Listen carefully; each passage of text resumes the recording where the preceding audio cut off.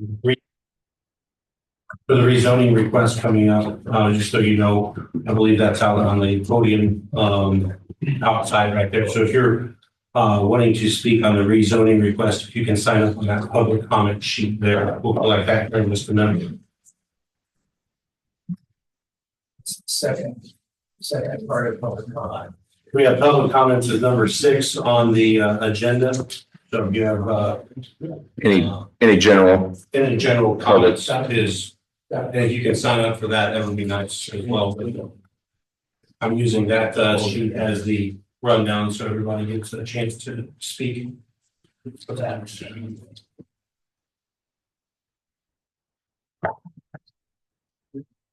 Your Honor, I'll have an inquiry before you start with this. I'll have an inquiry with Ethan before we start. Before we start the meeting, Well, have you started? Yeah. Excuse me. On the record. On the record. all right, let's go ahead and get started at 6 p.m. If we all stand and pledge allegiance to the flag. I pledge allegiance to the flag of the United States of America.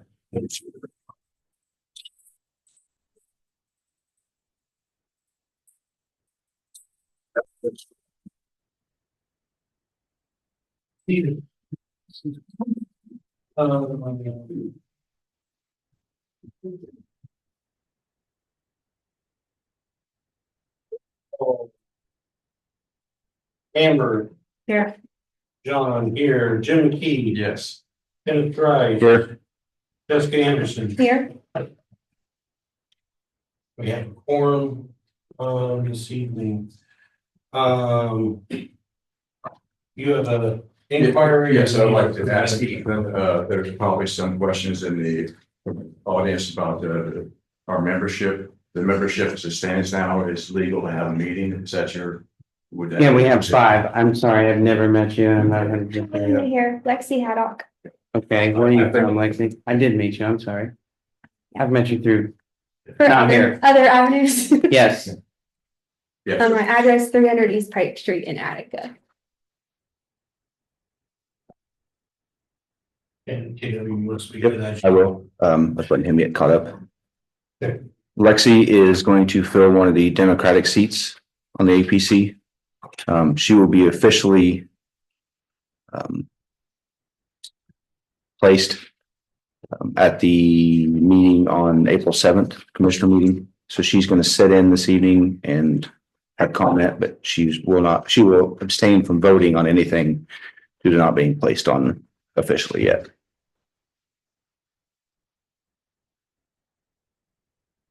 Do you want to go through the conditions here and make sure we check all the No, I boxes? just want to reassure the community that the membership here is compliant with the law and that we can meet. Okay, Yes. yeah, I'm okay with that. I mean, I'm assuming they went through all this when they appointed him. Does that answer your question? That answers questions that we've had. Yes, thank you. Perfect. Approval of minutes, the motion to approve the minutes from the February 27th and the minutes from today. Everybody, we don't have the date. That was Thursday and Thursday. Thursday, the 20th. Yep. I'll make a motion to approve the minutes. I'll second. You can't. Jim, give me a second. No, go right ahead. She wasn't present. She was, yeah, I'll say. Okay. Yeah. All in favor? Aye. No.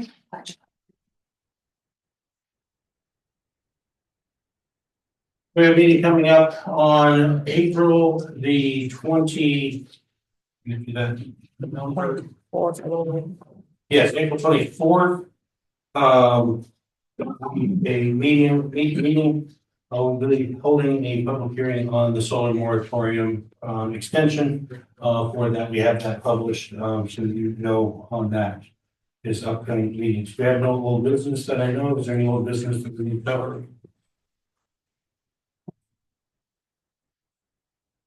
New business. Can somebody grab me the public comment sheet out there or the on that? Thank you.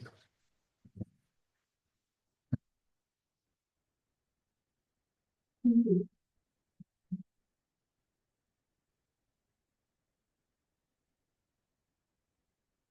we're going to a public hearing started at 6:04 PM.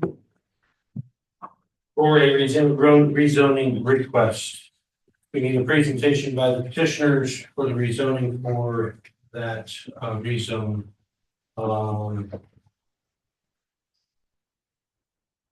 They're here, they're in the back, yep. Come on up, guys. Okay. I think you guys got no doubts now. You guys can see if you want to. Better make an inquiry first. This is within the county's jurisdiction. This is within the county's jurisdiction and not Peter's Court Center. Yeah. This is outside the ETJ of the. I just want to make sure everybody understands that. Let's take names. Yeah, Jack Mullen. I'm Rob Clockover. So you guys have a rezoning request before us for the property right there on 41. You can go through kind of what you have on that and tell us about it. Yeah, so one owner of Backsource, vacuum truck company. I just want to kind of go through a handout, building site, and then kind of who we are, what we do. Because too in depth, but my name is Jack Mullen, Fountain County resident, over 6 years in the business we're in now. What we do, we're a dealership of vacuum trucks. We source and sell used ones. We do not operate any vacuum trucks like for service. So there's no dumping of vacuum trucks or sewage or anything like that. We just buy and sell, similar to Allen Truck Sales and Carpenter's, but a way smaller inventory on average 4 to 6 months. So Yeah, there's certainly a stigma that might come with thinking of a vac truck, but today vac trucks are far different in their responsibilities expanded to hydro excavation, which is basically digging with high pressure water and then sucking that weight, the dirt with the truck at the same time. It's become quite demanded. So that's the primary focus of our business. We are not a vac or sewer cleaning company. Trucks don't come into our, they don't come into our dealership today and will not tomorrow, if you will, with waste, so to speak. So that's not what we do. We buy light service, minor refurb, and sell. we're looking to bring back employees to Fountain County. We're currently in Pittsburgh. I'm going to be temporarily renting in Crawfordsville, so plan to build in Fountain County. Looking to employ 5 to How many are you looking at employing? 5 to 7 and possibly growing, but that's kind of our next 3 years. So. And Yeah, we're interested in being a positive steward for the county, obviously, being involved in communities. I have a couple other businesses in the county that we try to get involved in the local, sports and youth activities. This would be no different. The building side, as you can see on page 2, we kind of show where the building would sit. And it's going to be a manicured area. It's not going to be just, a mess.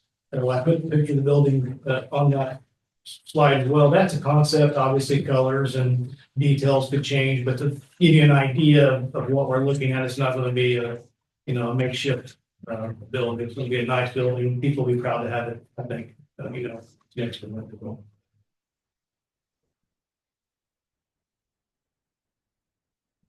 For the rest of the ground, the building site, I'm going to take. We approximate 2 acres. And that's the building and some parking lot space, all finished, landscaped, etc. And the balance of that ground would remain farm ground, for the foreseeable future. But we need the lot to put the building.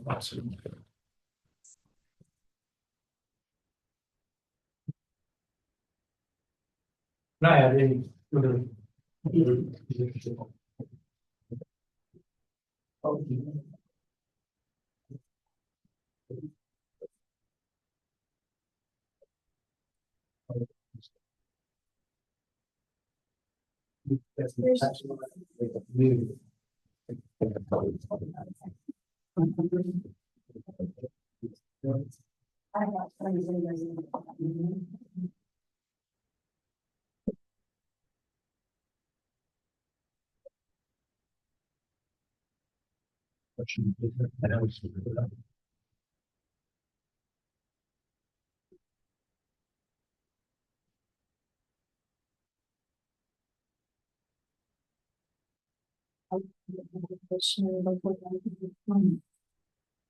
I just, if you had any, we're gonna have questions and discussion afterwards. If you have immediately number. I have a technical question I might want to know. You guys included a survey in your application. You want to rezone the full 13 acres or 14 acres, right? You're not plotting this out. That's correct. Okay. Actually, it's 11 acres. It's not quite the picture off of, Beacon. Their application had a survey in it, and I just wanted to make sure they're trying to rezone the full plot or if they were just cutting it up. Because I, the answer, I didn't hear. the full plot, he's not cutting it up. This is a survey of the whole plot. Yeah, because they're buying 11.799 acres, that has not been reported yet, it came off of 13 point something acres, which is on there, so that has to be reported at closing at the same time. The 11.799 acres that they are buying. The rest of it remains with. It's already been. And your other 2 acres are gonna be commercial then, right? That's hers, no, that's just residential, that's what she's got, it's in front of their house. This lot is in front of a residence. I mean, If you look, I don't see the residence on the map. Further in that packet, I did a screenshot from Beacon. It includes all the houses who was there. You can see this parcel. Obviously, they're probably gonna section off the drive. If you can see here. Yeah. what do you have on file for the proposed amendment though? The 11 acres or the full 14?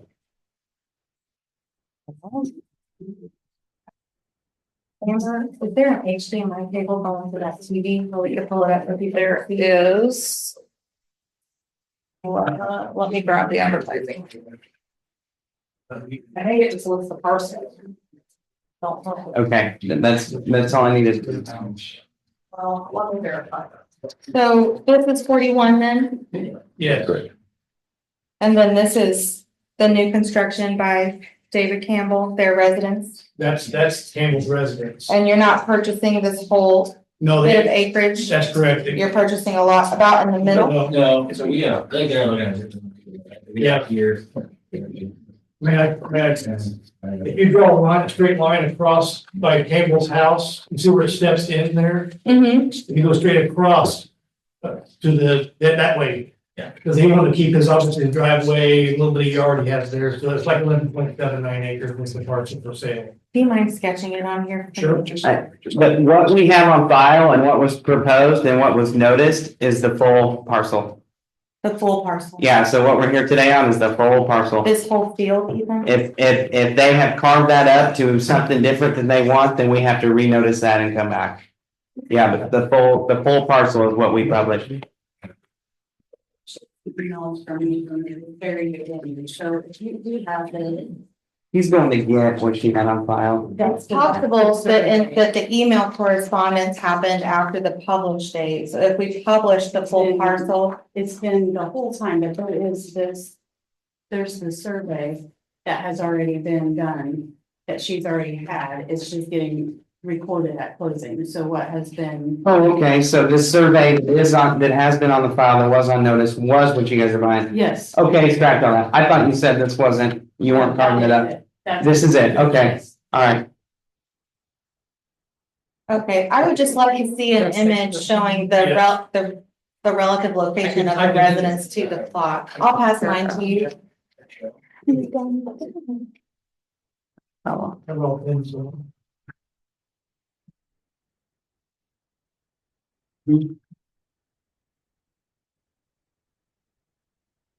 Thanks for this. Gonna come in.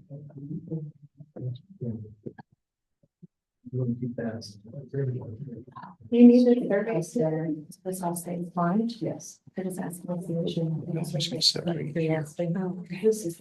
We this was published and prepared an ordinance to rezone whole 14 acres, and they're only buying 3.35 of that.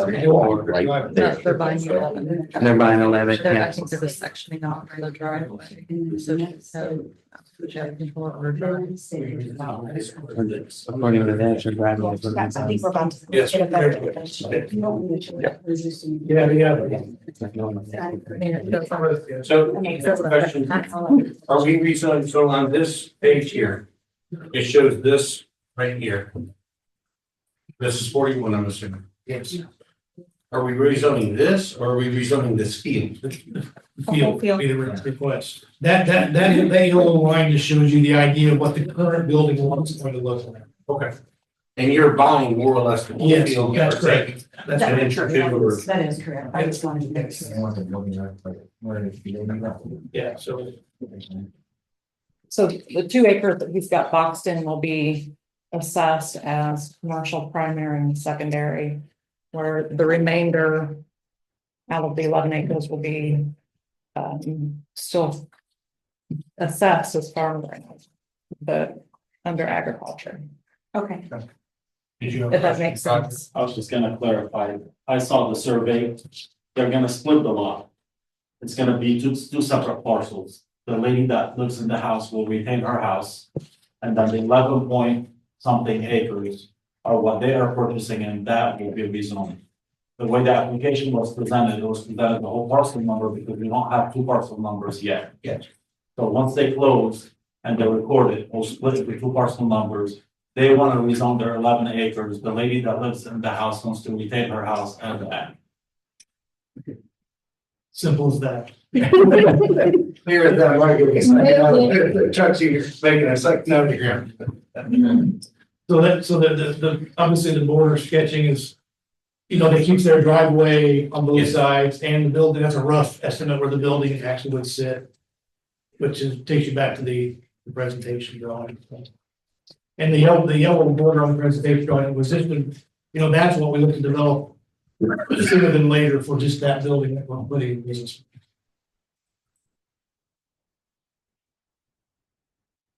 Any other questions currently from the commission? We'll have time afterwards as well for after the public comment as well. Is that, Ethan, is that Yeah, yeah. everything suffice? I have one more question. It is a dealership and, everything that you said about your business and bringing employees. I'm definitely pro-business. I'm an entrepreneur. We farm too, so I see both sides and, but if we're gonna convert it to a business district and you are not inside the approved use list, then you would also be subject to a variance request from the Board of Zoning and Appeals. So have you been made aware that you would have other hearings that you have to get through?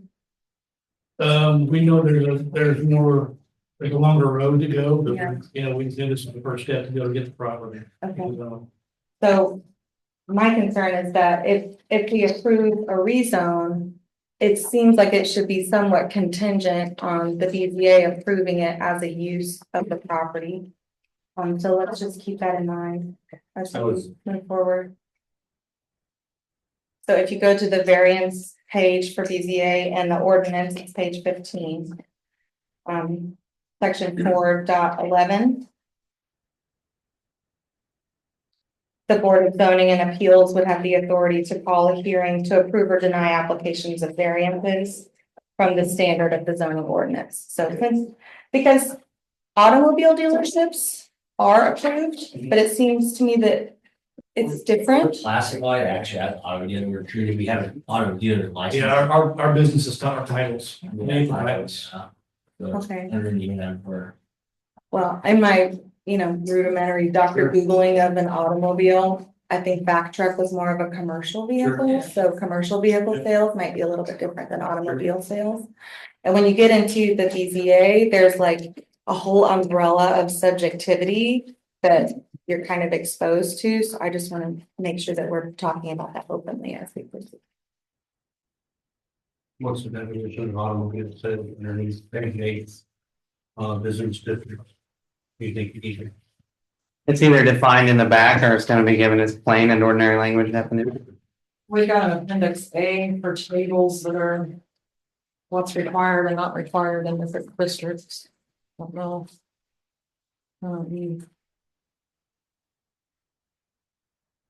So automobile trucks and truck sales and appendix A is only use table.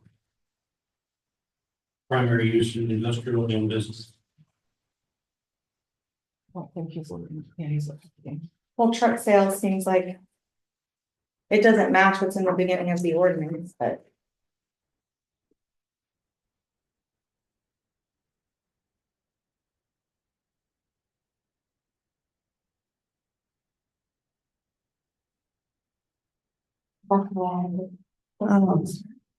The ordinance isn't very tight, I'm shocked. I think that you might have to go with what's actually in the ordinance and not what's in the appendix table. But it's up for debate. Any other questions? All right, do you have any other things you guys want to present? I don't think so. Okay. We'll go to public comment and then, on that. Perfect. I think they're good. Taking a step back as a one, or they can say, how you want to do it. Yeah. Thanks, guys. Thank you. I'll take you off the hot seat. I mean, they're not like again. Yeah.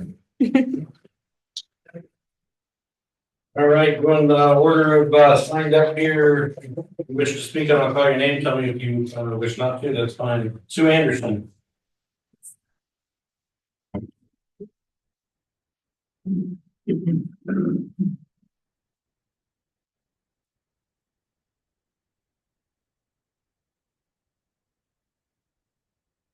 First of all, I have a letter that I want to read. It says, I'm unable to attend the meeting because currently I reside out of state, but along with family owned property at 822 Northwest Highway 41. Our parcel is about 1,300 feet from where Jack Bowen is requesting a zoning change from agriculture to commercial. From my understanding, he is wanting to relocate his vac source business. Although I know little about his business other than from his website page, I'm asking you to deny the rezoning change. Slowly, the county is losing agricultural land to housing. Example is what they call Simpson's Corner, which was turned into residential housing. County residents upset over even though agriculturally zoned land becoming solar farms. They're concerned that the landscape is changing. Besides losing farmland, I can't see losing more farmland agriculturally zoned for a business and not even an agricultural business. And I got copies for it. And who's that from? This is from my sister that lives in Florida, but we own a family farm together.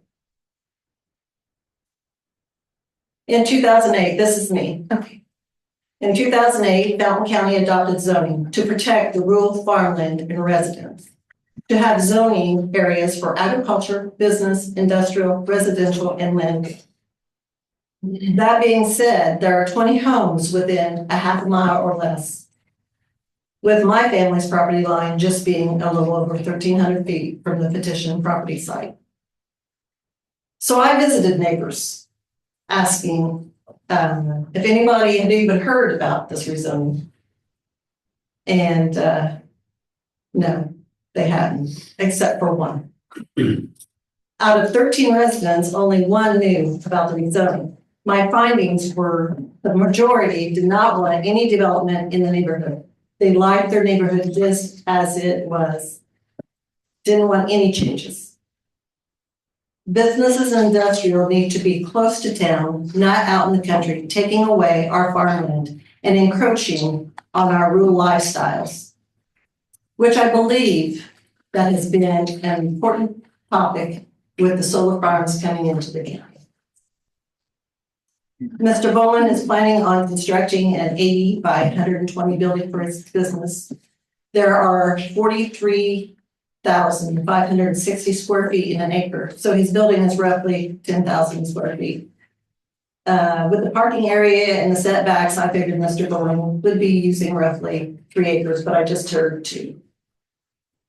Leaving 10 acres available for resale to other businesses. Mr. Bowen has stated to me that his plans were to build in the middle of the property and more to the north. So that would leave the south side of the property wide open for development. Rezoning 12 acres for business, industrial, is not realistic. We never know what the future holds. So you would be opening up 12 acres for who knows what in the future. Scrap yard, power recycling, trash transfer station, storage site for damaged solar panels. Once again, we need to take into consideration our landowners' property values as we are concerned with the solar farms. If you start rezoning decent farmland, it could be in the snowball effect. The neighbor now wants to sell off some of his property for business or industrial. And there goes our beautiful countryside. This being said, I'm requesting a denial of rezoning of this property from agriculture to business or industrial. I also have an email from a neighbor that is out of town. I have a petition here that has some signatures from the neighborhood.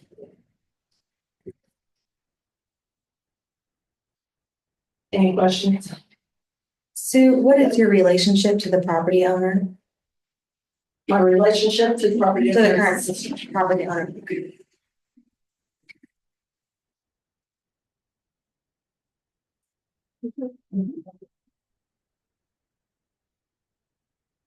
Thank you.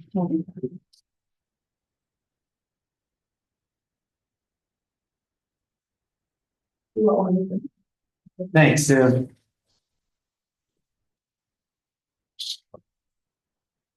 Yeah, questions? I do have questions for Sue. Can you give us a little bit of a history of this parcel and the neighboring parcels? As the cultural heritage of that spot? It was family owned by my father and mother. They bought it in the sixties. The family farm that my sister and I from Florida owned together. I've been in the family for 8 or 9 years.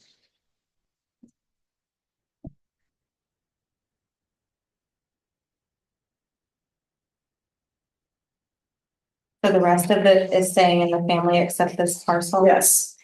So there's a giant family farm surrounding? I really don't want to get into family issues.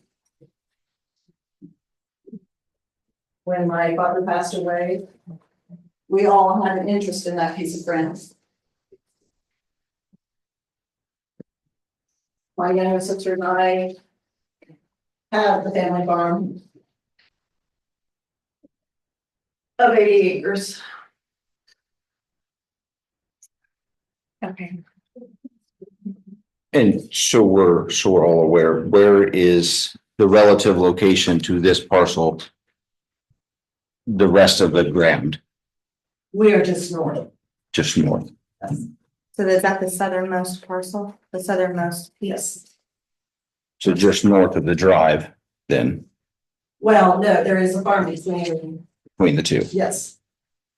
So it's more.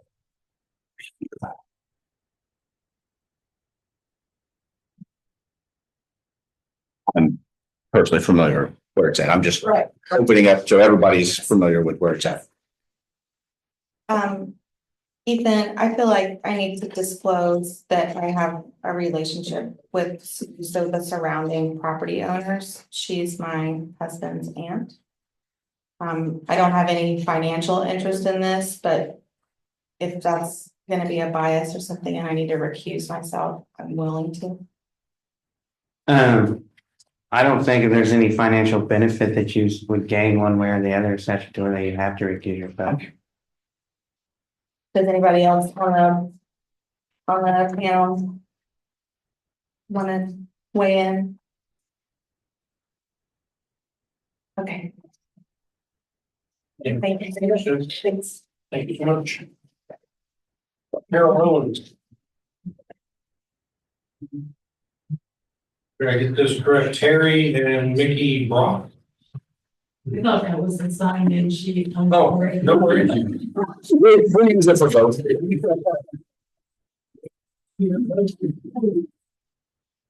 Carly?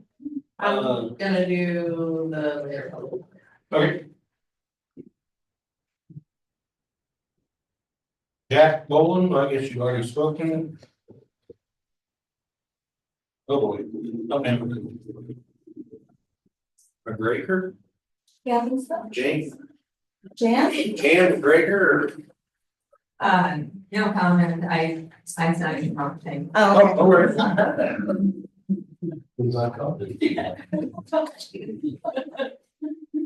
Bruce Martin.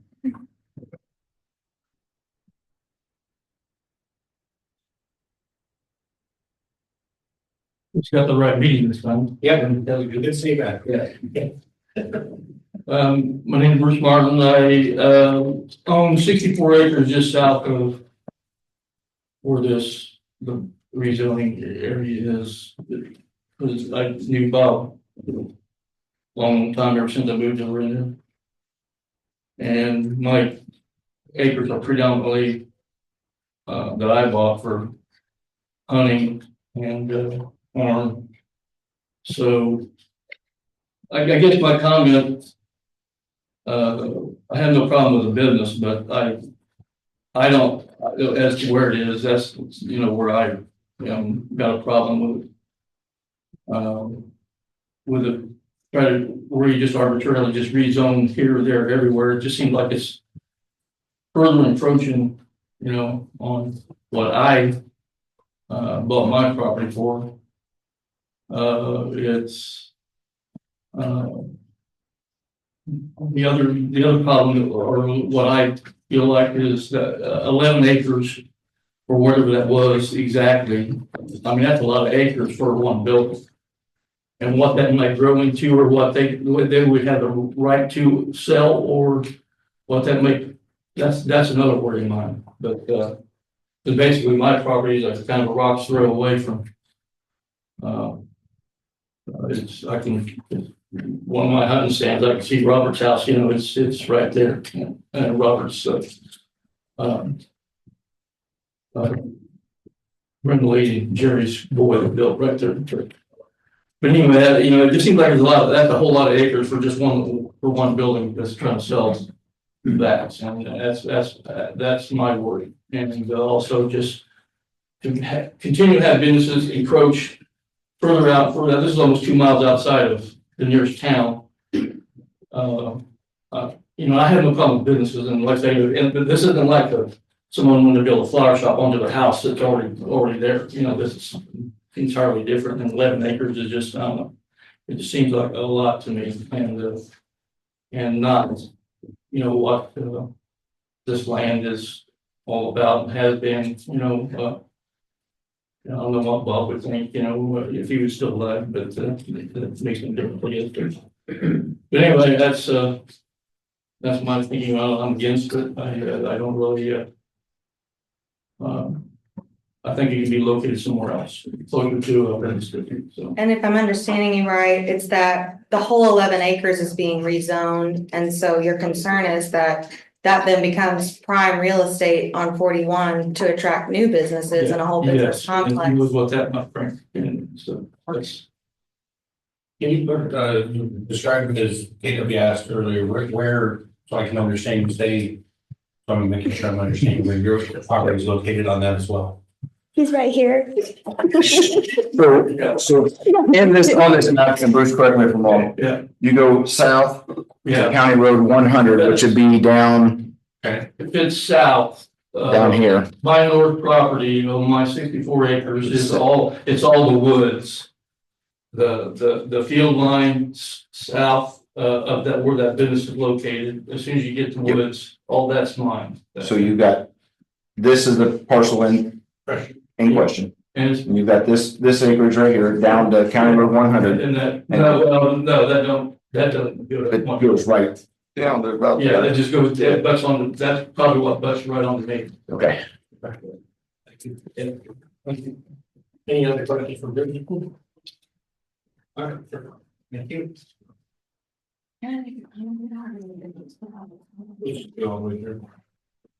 Dee Bentley.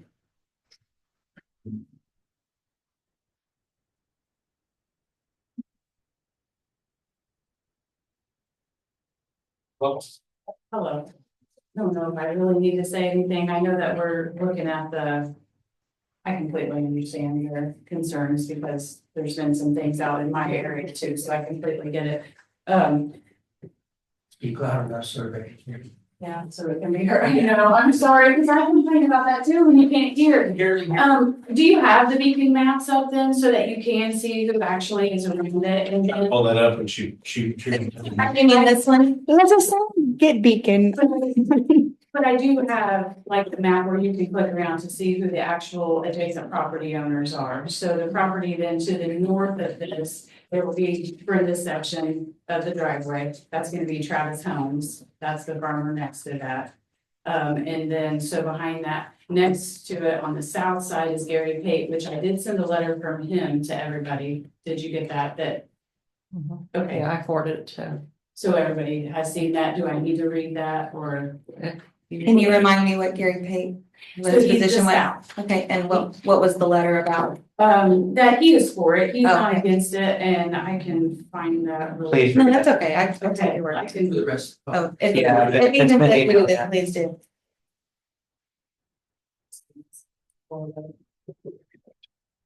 Oh, that's.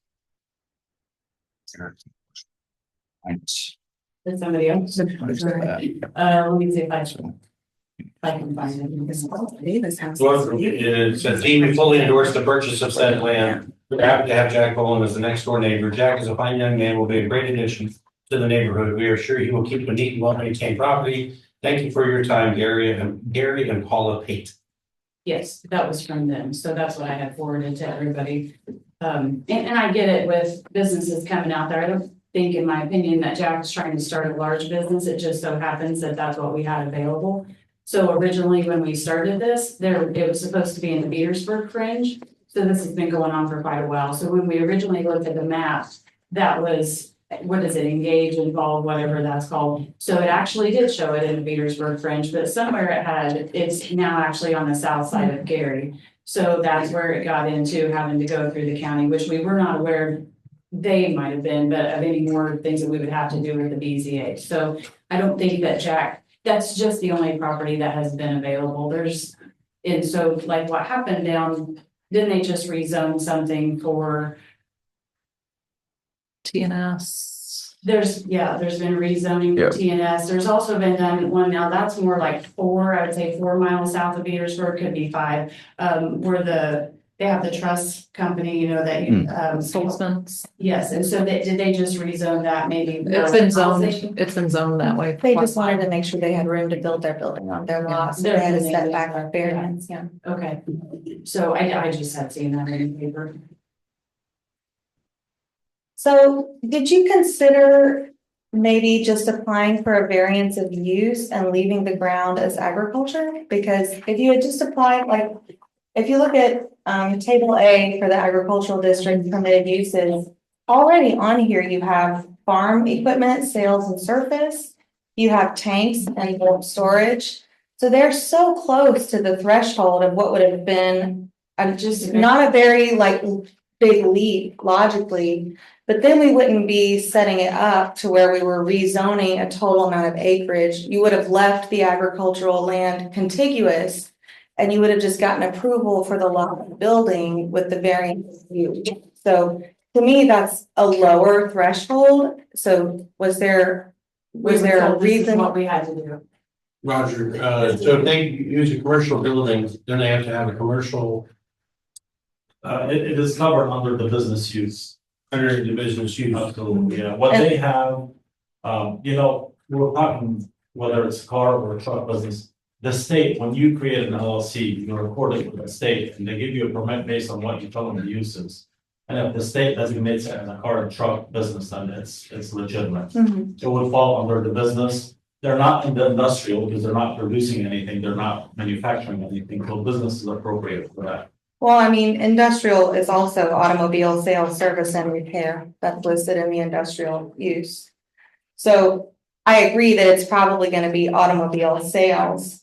But I would have liked to have seen the land stay in agriculture, especially if the plan is for that ground to still be used as total ground. But if they have, this question I was asking more specifically, Roger, is they have to have a commercial septic.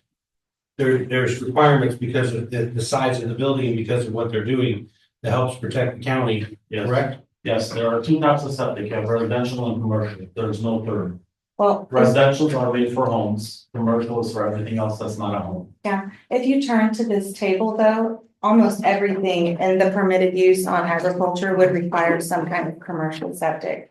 Because we have airports, we have churches, we have business recreation, we have golf courses, we have private airstrips, I mean, public parks, That is. tanks and bulk storage.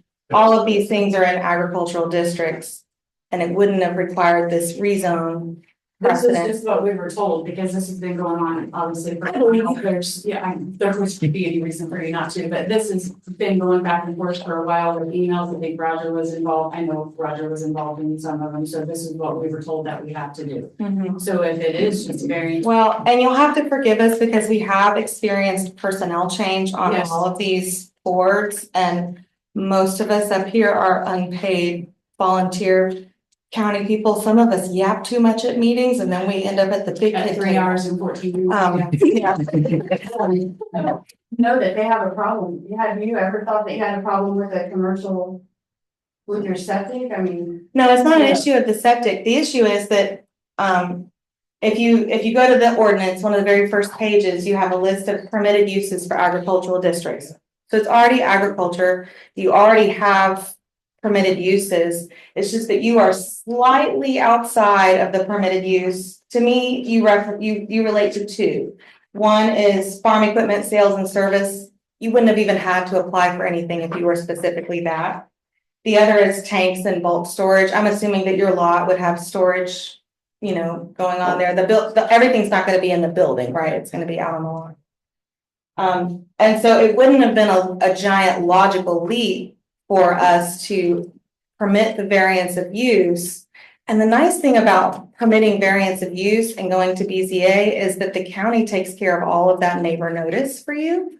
And so all of the neighbors would have been notified. But the It neighbors would have were been- notified already. It would have been the same. We It's sent a it joint. out. They do landowner. notice. Oh, okay. We Yeah. noticed it. So somebody said that none of the I neighbors sent, knew. I sent certified return receipts to all adjoining landowners. Oh, okay, so they already Now, know. if they're not adjoining, they didn't get one, but adjoining landowners got a certified return receipt letter in the mail. Okay. In prior, there was only one landowner that didn't, prior to when we found out it wasn't actually Petersburg, there was only one landowner that hadn't been made aware.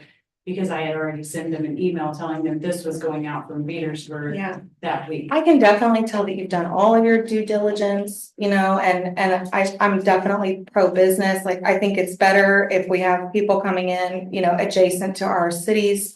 So that, people go buy Julie's Java when they're done or whatever it is. So it's not that I'm anti-business, but I do agree with the citizen that said the issue is if you rezone. One, you set a precedence on this body that we would be expected to be more pro-business than pro-agriculture. So And two, that land could then be further parceled, and it would be Right. extremely marketable. Like, I would love a business on 41, like, it's a great idea. But it would be a lower threshold for us if it just got kicked to the BPA, that's fine. so tell us what to do from here, because I don't know that they mind. Well, from here, we haven't had a vote or a motion or anything, so that's just me yapping again. I'm gonna stop now. But I don't know that they mind leaving that all agriculture around there, and just having that very short Yeah. business. Because that's where we first started, once we got past Petersburg, that this is what we were told that we had to do Conditional. tonight. You guys aren't even So doing a that's thing. what we've been It waiting on sounds like for commissioner. three What do you think they should Uh, do? Now you're. So, okay, so I think you guys might have just been talking about this. It's going to be sectioned out as two separate parcels once it's done, correct? Well, because Brenda's keeping her parcel that Right. was, But as far as the 11.78, it's all gonna be one it's one, it's, parcel. yes. And then, I would make the recommendation that they split the 2 acres off, yes, zone that, and then leave the We don't rest know, as we ag. haven't heard, let's wait for So you're recommendations saying until the end. It's just an option, that- Yeah. just their 2 acres of their building part. and I think that's where you were getting. yeah, and leave the rest of it ag, if just snowballing, if that's the area there, they're gonna put the building right there. So, but we're also, what we make is a recommendation to the commissioners to Correct. That is all we're doing here is deciding whether or not we're gonna give a favorable, a not favorable, or a neutral recommendation to the legislative body, which is the commissioners. If you. So there's a lot of it would be iterations fine of for them what to have a this commercial is. building on ag ground. So I don't know. That's- It is residential ag, is that correct? So agriculture. Yeah, we don't have a residential. So, okay, because when you pull it up on Beacon, I believe it says. It's residence or ag, right? It's dual use, well, you gotta understand, when, what you're pulling up on Beacon is tax use. Yeah. That's based on tax use, it is not zoning. But when then when we pull up on the other thing wasn't correct either originally, Yeah. so I'm just asking if it's not this, then the way it is currently zoned and then with all the ordinances, couldn't that then allow for subdivision out there? It is zoned as agricultural. Okay, so, So no, not right now. so not right now, but in. It would take a different rezone, a whole different process. to make this. I mean, we don't have a subdivision ordinance, they could buy that and subdivide that out. Right, And now that parcel it we- off. Yes, because we found, when it was in the Petersburg fringe, it couldn't be. Right. But now that we found out that it's not the Petersburg fringe, then yes, it could be. Yes.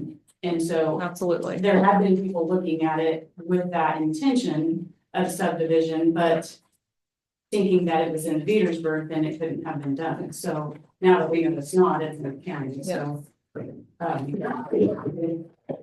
So just tell them what we're supposed to do from here. If you. Yeah. Thank you. Thank you. Brenda Campbell, She doesn't, I just, oh, that's fine. Greg Newberg, I'm hoping I pronounced names correctly. You're not, but my apologies, I thought I was signing. At least I got it correctly. Wayne Deli, I'm sorry, I'll state the same thing, we signed wrong. Did I get the name right at least? Thank you long. Oh, good stuff. Larry Schrock,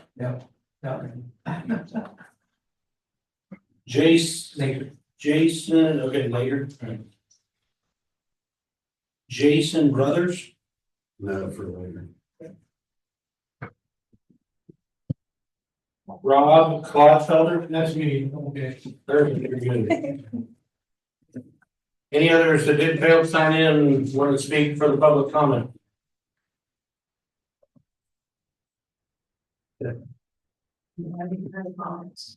Okay. Just here recently, there has been something that is available in the Petersburg Fringe, just west of Petersburg, 12 acres. For sale.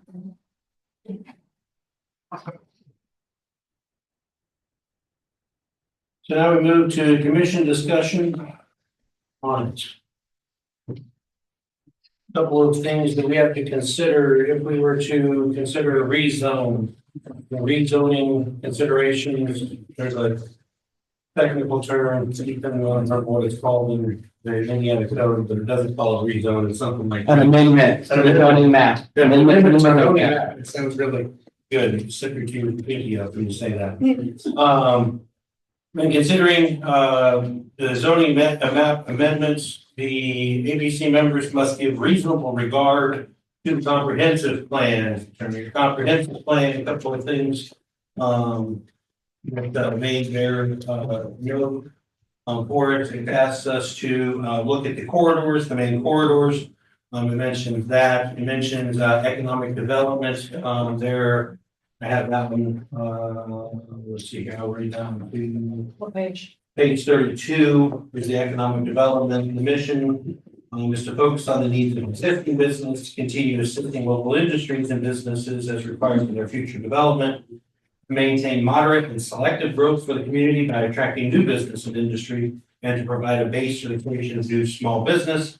And there are three goals of the Economic Development Commission: retain the existing industry located in Fountain County, assist existing companies with expansion possibilities, and create incentives to attract new employment to Fountain County. You may have seen others, those are the ones that jumped out at me. Current conditions and character of current structures and uses in each district, the most desirable use for which the land in each district is adapted, conservation of property values throughout Fountain County, and all other appropriate considerations promoting responsible development growth.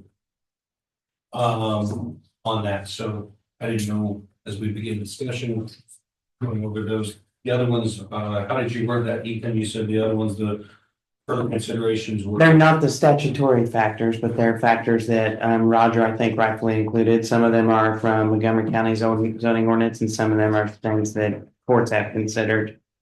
Not from an APC, but if they say it gets to the commissioners and they approve or deny it, at that point in time, we have a final decision that if someone doesn't like, they can take it to the court. And that's when all this, some of the case law stuff is flattened out.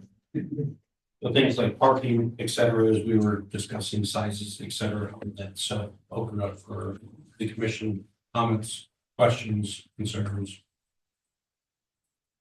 Well, I'm ready with 4 things, but I'll be quiet if somebody else wants to go first. I'm a talk to thinker, apparently. I don't think to talker. Anybody else want to go first? Well, kind of a lot of what I'm hearing is that they're concerned about the whole. It's 11.799 acres, it's called 12-acre parcel. Future use of the 12-acre parcel. They stated they need, let's say, 3 acres, 3 acres. It's gonna shoot big, 3 acres. The rest of it's gonna stay agriculture. You know,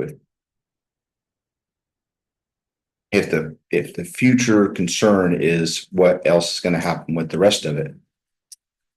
The 3-acre parcel, if they deemed their area could be separated off and that become a commercial property, the rest of it become or stay agricultural property.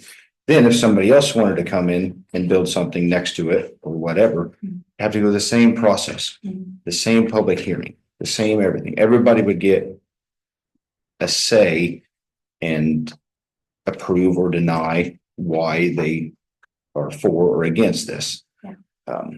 If they bought it as an agricultural land, and like you were saying, they could fall under a gray area in agricultural sector of it. They would just need their variance of Their use. variance of use, Through and the they BZA. could still do. If a tractor dealership wanted to come in next to them, that falls under the agricultural land use. And they just have to go get a variance and you're right back to square one. Yeah, well, if a tractor went next to them, they wouldn't even need a variance of use because it's approved. It can go in agriculture. I'm sorry, I don't know the chapter and verse off the top of my head, but that doesn't sound right to me. It seems to me that the route they pursued was a correct route. They need to rezone it. I think a variance is more. Once you're inside of this zone, here's the rules for those zones, but if you want to slightly move them, here's how you can do it. Well, And that's shooting from the hip. I've researched it. yeah, I mean, zero. I can point you to the chapter and verse of variance of use. In our code. Yeah, if you. Yeah, no, I read it. I agree. The way it reads, as long as we have a discussion about those 4 points, I agree 100% on that. As long as we discuss these 4 or 5 things, we can grant or deny the variance. I'm just telling you. I'm sorry, I haven't looked at it. It just doesn't sound right to me. Yeah, I mean, it probably doesn't sound right because the BZA hasn't been leveraged very much in the county. Like, I think historically they've only had 4 meetings, but that doesn't mean that they shouldn't be leveraged more often when appropriate. And for this one, it is a variance of use from development standards. And so what I like about that is that it doesn't set a precedence for any time a business wants to build on a farm, we automatically parcel it out and rezone it.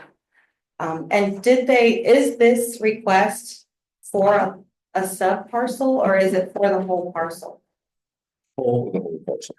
Regardless, if they wanted to do it for the 3 acres, would they have to resubmit and we would have another hearing? Yes. So one of the considerations towards that I thought of was what we as the APC have to continuously look at is the 4 things underneath IC 3674-201. Highways be carefully planned, I'm somewhat abbreviating. New communities growing with adequate public way, utility, health, education, recreation facilities, the needs of agriculture, forestry, industry, and business be recognized in future growth. Residential areas provide healthful surroundings for family life, and that the growth of the community is commensurate with and promoted above the efficient and economical use of public funds. Am I correct in if we zone commercial, there's a different tax rate than if it's zoned agricultural. This is a commercial business, Yes and no. okay? Okay, so in terms of taxing, it's taxed by use, every acre. So the 2 acres that they're sectioning out for the primary business would either be classified as primary business, commercial, which is a higher rate, secondary developed commercial, which is a little lower, and then undeveloped commercial, which typically falls into ag.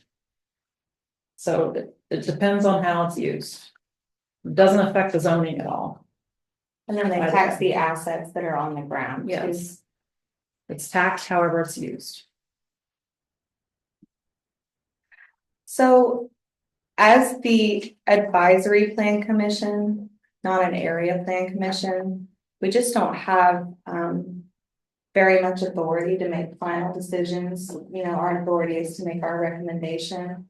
But it seemed to me in reading the ordinance and also the comprehensive plan that we are supposed to basically be really familiar with the comprehensive plan and represent that well to the commissioners so that they can make a decision that reflects all of that without them, you know, having to be present in all of these hearings and having to compare it all themselves. And What do you think that the comprehensive plan gives us? So I don't- There's guidance from the comprehensive plan or seem to be left waving in the wind. I don't love the comprehensive plan because it doesn't really have the weight of law. But I do love how it's written. I think it was well done and well conceived, and that the whole community and the whole area was involved in really populated hearings and getting that done. And it's pretty clear about what our goal and objective should be here. So in Article 4 of the comprehensive plan, which is page 16. And this was just finalized spring of last year. The number 1 goal and objective is to maintain and enhance the rural and small town character of Fountain County. And number 14, the final objective is to consider updated and improved means and methods for the preservation of farmland. Preservation of farmland and other county natural resources such as the Wabash River and aquifers used for potable water. So if we're going to reflect the comprehensive plan, then I think that we need to reflect that farmland comes first in Fountain County. And I would also point you to Article 5, paragraph 3, page 18. Which states that a particularly important consideration in Fountain County is that agriculture is a land use and not vacant ground waiting to be developed. It is at its highest and best use. So with that said, I am totally in support of property owners using their ground to the best of their ability to make an income however they can. And so if that means building a building on your ag ground that is going to support a business, then I don't feel like that's a big deal. But if we start to say anybody that finds ag ground, especially like, you know, with prime visibility on a highway, that they should immediately get a rezone just for the sake of existing as a business. I can't get behind that when we spent so much time characterizing Fountain County as being special for its rural charm. So number 4 on page 16, development and implement plans, programs for the creation of small business and small business retention. Number 5, encourage agricultural, recreation, tourism, homestead business and commerce development to increase the tax base. So as we increase the tax base that we have, if I'm not mistaken, some of the uses of a vac truck, well, I understand they're not going to be dumping anything there. They go to hog farms, they go to grain silos and suck out. There's many ag uses. And if you go to page 8 of the actual ordinance, table A, you'll see that there's 28. Number 28 is solar, but there's 28 already approved permitted uses. on ag ground that would promote business. I mean, some of them would promote residential use too. But just by leaving it in agriculture, you're not blocking business. There's also language in here that says if you're going to do a rezone, that you should do it as close to other zoned business areas as possible. And so I don't know what hardship the applicant experienced in trying to find ground that was closer to a municipal area, or if there was any. But that would be a lot easier for me to get behind if it was really close to a municipal area, but then probably I wouldn't be the one talking I about it. understand where you're going with that, but if you look at our current zoning maps, where is there to go for a business that would be deemed business? We have none. So do we keep business out because we have no place for it? Or do we let the first business owner decide where we seed that and then grow? Or do we apply some planning decision to that and base it on infrastructure in the area? I think our zoning maps definitely need work on. Yeah. For things like, exactly like this, but.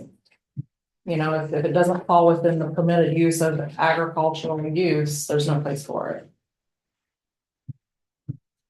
So we're talking, it is, if I understood correctly, or let me strike that. Where is the line where the ETJ ends for the city or the town of Petersburg? It's like, it is right on the line. It's like the next parcel down is actually in the fringe. I mean, it's just right there. So 100 north, correct me if I'm wrong, 100 north is in the ETJ, we believe? How far is it from Brown, John, that property? Because that seems to be where the commercial stuff kind of starts coming. Brown's is more north. Brown's way north. Way north. We can pull back up, folks. Do we have a map of the ETJ? It's, That's- our maps are not the best. Roughly 2 miles north of But St. in these findings, That's where this there stuff is. is a Seems to me map like right here, you can go over the hill and then you come into Brown. This is- that. the Petersburg Mhm. Fringe. Which is upside down. We're in the maps, it's the third I mean, map. that's like where the commercial stuff's. In the map, There we go. yeah, so Thank if you you. go to Van Buren. It's the map behind the Van Buren map. You moved this in alphabet. But regardless, we can't, if they're not really gonna rezone the whole 11 acres, It's like 12 right here's acres. the line. Do we need to recommend that they reapply once they have the parcel drawn out properly? So this is oriented. Correct. So that would probably need to be our recommendation. These would be orange and this is. Yeah, this is north, So right here where the blue is, Can Yeah. Dee ask a question? that's 41. If you go These- straight up. I'm sorry, there is some other Each commercial, that I can't hear you, I'm so sorry. there are some other commercial properties that aren't very far away from there, so there's. Within maybe a half a mile, there's a car dealership. If you go south, probably it's about a half a mile, 3/4 of a mile. Then we have Goings Kitchen Corner, we also have the jail. I think there's a pallet company right in there, which could also be the car dealership. I know there's also the county highway department, the med shed is there. I can tell you most of that stuff north. It's commercial, but it's not zoned commercial, it's grandfathered in because it was done before Yes, the ordinance. there's, And isn't that all in I know Atticus? Yeah, it's all. That's all Attica? there's. The car dealership, the. No, No, there's. You mean the Stone Bluff? Stone Bluff. Mhm. Yeah. Yeah. which was the pallet company. So I'm just saying all of that, that's within half a mile. It's pretty close. Where he's To like. planning to buy. It's just right on the corner of Stone Bluff There's Road. 74 little squares, like where they're talking about those cars in that one. So it's considered a comprehensive plan. What is This is on them. we have it reserved, the portion of our land, the rural nature. While also balancing the future, being able to have jobs in the county. Page 34 talks about the number of people traveling out of the county 685 into Illinois, 765 into Montgomery County, 895 to Tippecanoe. We have 286 coming in from Illinois. So there's this a disparity between the two. How do we balance? That's an important Those- consideration. So the comprehensive plan, it says we can always look at of updating and having more, where would we say go to in the, where a business, for lack of a better term, where we want to incubate business. Mhm. So here's something I've been thinking about last couple of days about this. You've got Fountain County and you've got basically two full access corridors throughout the county. You've got Highway 41, State Road 28. That's where your development is going to look at, to be right on the state highways. Land along the state highway comes for sale, few and far between. Anyone that's going to build and bring their business to Fountain County is going to look at two roads, State Road 28, US 41.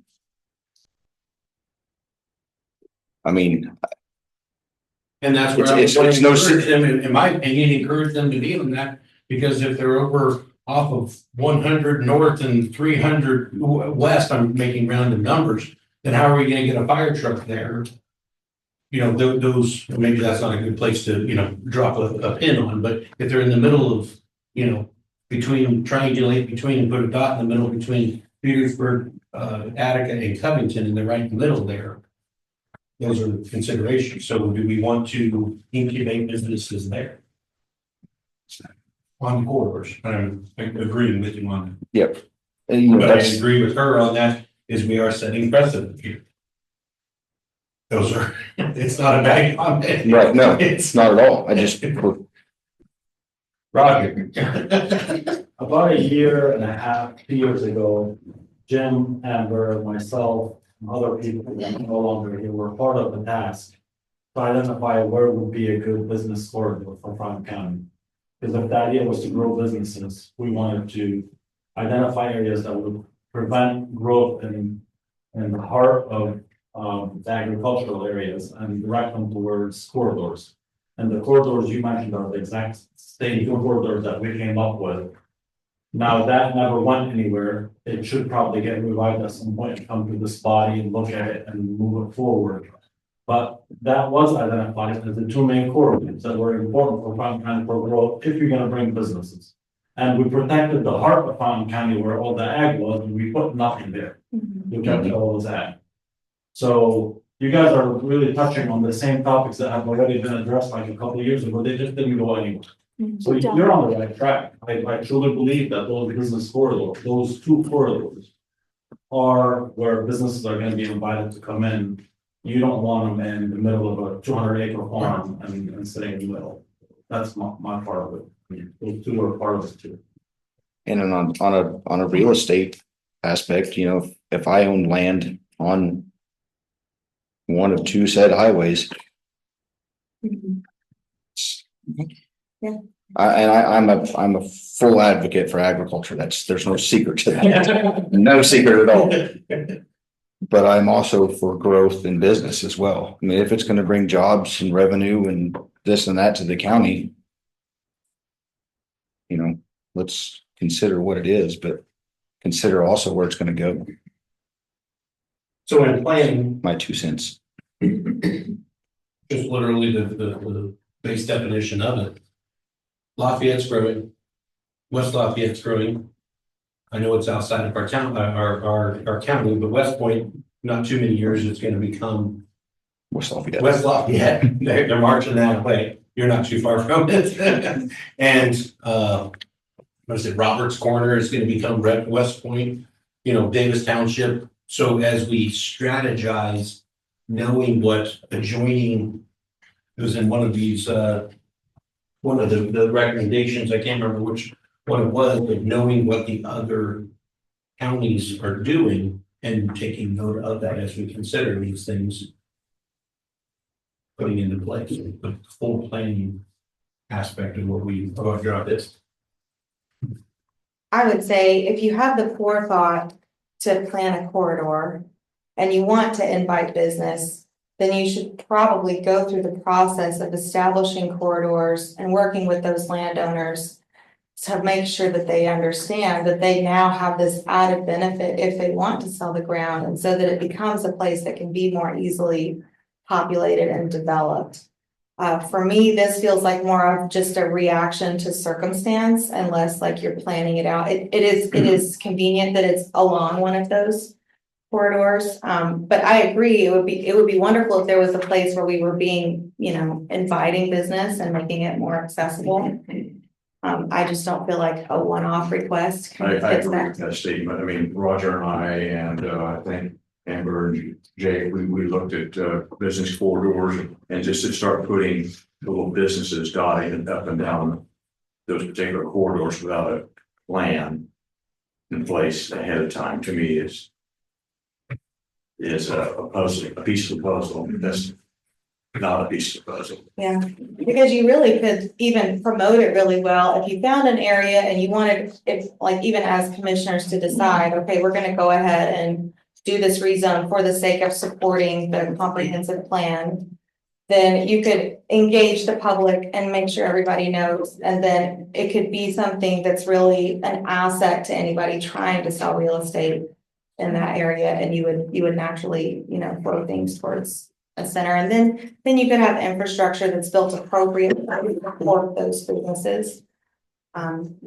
So I hear the spirit of it. I just don't think that this is the occasion to use it.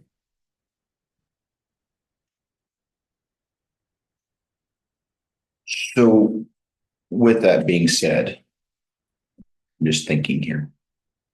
We could potentially be denying them of putting a business in something that we could potentially turn around in a year and open it up as a business corridor. But you could just send them through the variance process and then they would have their building.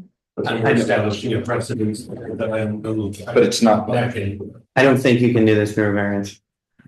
Well, in our businesses, we've looked at building buildings on farm ground and done the legwork. And that is what it would be required if we were planning on farming the rest of the ground. We would just have a variance of use if our use didn't fall on this list. I found a statute that said the BZA can grant or cannot grant a variance from a use district or classification under the area planning law, which I interpret as you can't use a variance to take something that should be in the business district and put it in ag. Well, this isn't area planning. This is only advisory planning. So there's two distinct bodies in the Indiana code, area planning and advisory planning. Sure, but I think this is an advisory board. I think the BZA is a real BZA. Yeah, and in this ordinance, the Board of Zoning and Appeals has the authority to approve or deny applications for variance. I do agree with that. What is the variance of approved, can that variance be applied for? Yeah, they can apply, yeah. Variance of use. The Board of Zoning and Appeals has the authority to approve or deny applications for variance of use from the requirements of the zoning ordinance. So they can apply for a variance to build a commercial retail truck facility. Yeah, because It's for ordinance, yes, for the statute, my, On this, I don't think no, but on this agricultural land, they could, what statute are you looking at? 36, 7, 4, 918.3. Indiana 36. Yeah, but our ordinance doesn't say they can't do it. 36, 7, 4. What was last year? 918.3. Well, we may have a bigger issue if our ordinance is illegal. No, I'm not saying it's illegal, I'm just saying it's not excessive, it's not thorough. It's not thorough and.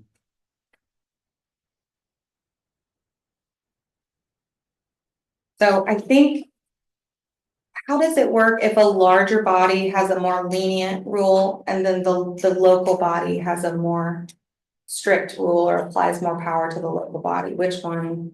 We can add stuff to the state statutes, but we can't take stuff away. So if we authorize in our ordinance that BZA can grant variance, then that's true. So We didn't, and that wasn't purposefully done, though. It wasn't purposefully done that way. It was just, well, if there's several types of variance, it seems like the main purpose of the body to be created. I mean, I get that we could argue intent, but the way that the law reads or the ordinance reads, it's pretty clear that BZA has the authority to grant variance, right? I agree with that 100%. The way our ordinance is wrote, yeah. Okay. So to get back at, the task at hand, the public hearing task at hand. What you're saying is that they could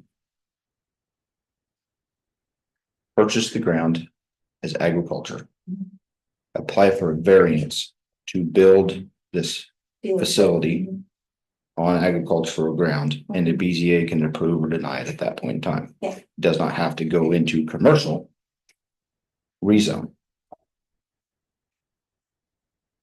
And they could probably get their variance hearing before they finish the property ownership, like that, they could do that as a contingency, make sure they get their variance first, is that right, Amber? Yeah, I mean. But you're not you gonna- have to- you you're not have to gonna- Advertise it. You're not gonna buy the, it's what you were just gonna Yeah, say. they're not gonna You're not gonna buy the I ground mean, they're before gonna, they they're get gonna approval make of sure the to get their building. variance first, so.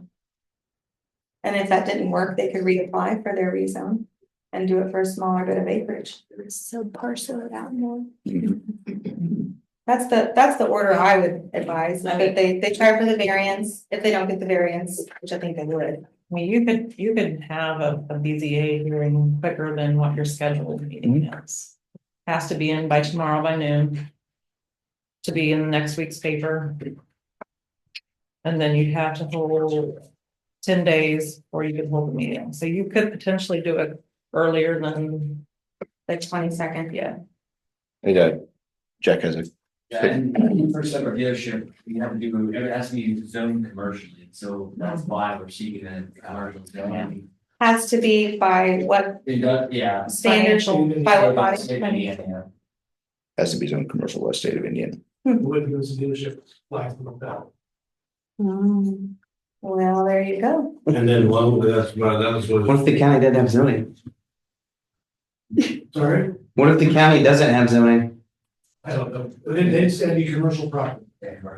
Well, agriculture is still commercial use. What's that? Agriculture is still commercial use. It's just a different language, and you wouldn't even be getting zoned for commercial, you would be getting zoned I'm business. not sure, we're sort of looking at that, we're not lawyers, we don't know, but we do know we're told actually says on the inline to have commercial property in order to apply for the dealership license. Yeah, I can tell you some financial institutions won't allow a Yes. business to go in if it's not zoned commercial. Well, that was what I was wondering too, was, We don't even have zoning commercial, we have business, agriculture, industrial, It residential. would still fall into that So area. our business insurance works on agricultural ground because agricultural ground is used for business, so. But they have It's probably an State- agricultural they have a type state business. dealer license. You're not gonna get, I mean. So throwing this out there, a large car dealership is not going to come down and throw a 30-acre car lot up on a farm ground. They would fall. Well, they they would do- fall- The funding, they're not gonna do it. Right, they would fall into the agricultural portion because they sell automobiles and vehicles that could be used for agriculture. That would, it's a horrible gray area, but they could do it. But the state, is this what the state, per their license, their retail automobile resale license states that it has to be on commercial property. I mean, I would want to see the statute and the requirement from the business to make sure that we're being clear.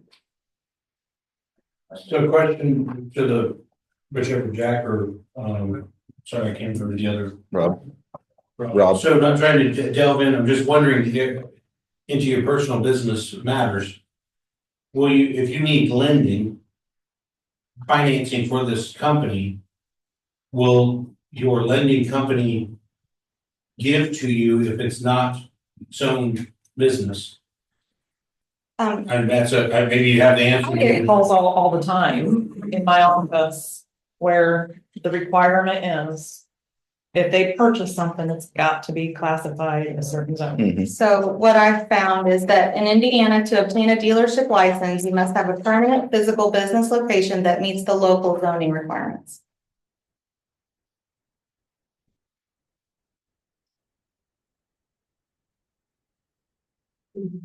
I can tell you in adjacent counties, like in Montgomery County.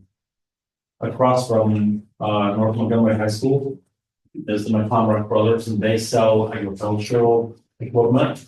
And they are still zone commercial industrial. Because I bet you that's what they're like. Yeah, Current equipment. Yeah, it is on what again? Commercial industrial. yeah. But we do Because have, most likely the license requirement to do that. Because they have another portion that we just added as something to. And that was an ag, and that was okay to remain ag. Because it was just a septic system, was not an incursion of their business. I mean, we have a pre-approved use for a commercial airport on agricultural ground in Fountain County. We have a pre-approved use for car dealerships, bed and breakfast, farm equipment sales and service. So maybe that's true in other ordinances where they didn't delineate so many pre-approved uses, but here we have quite an interesting hodgepodge in the list. So, Yes, but does it meet their state requirements for their yes, because business the license? state defers to the local zoning requirement. Or the bank requirements like you guys were talking about. I think the banking is the bigger part is. Yeah, to answer the question, I'm not 100% sure on that, so I can't answer that question honestly, but I'd have to find that out. I'm just trying to think of all the aspects of it on. I would think a financial institution, if they had gone through the variance of use process and they had it approved for that stated use, that the bank would have sent it on that. Or work with a more local bank though.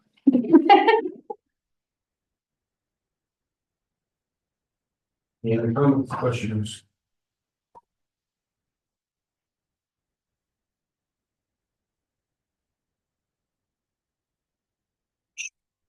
I think we're getting there. So I would to make a motion. what is the recommendation to give to them? Yeah. Before you guys can recommend anything, please address the engineering parts, because that has to be part of your motion, whatever that motion is. There are a few things you need to make sure that are addressed that are outside of our jurisdiction. One of them is NDOT. They have to get a permit from NDOT for access.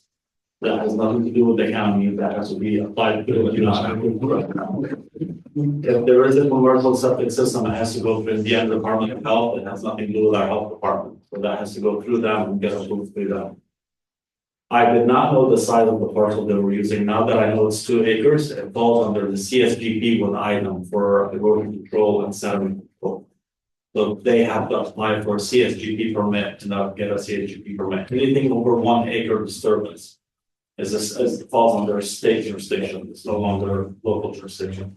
So those are the 3 items from an engineering perspective. Whatever your motion is, please make sure you include those 3 items in there. So we had NDOT and. NDOT access. Mhm. Indiana Department of Health, IDO, for septic.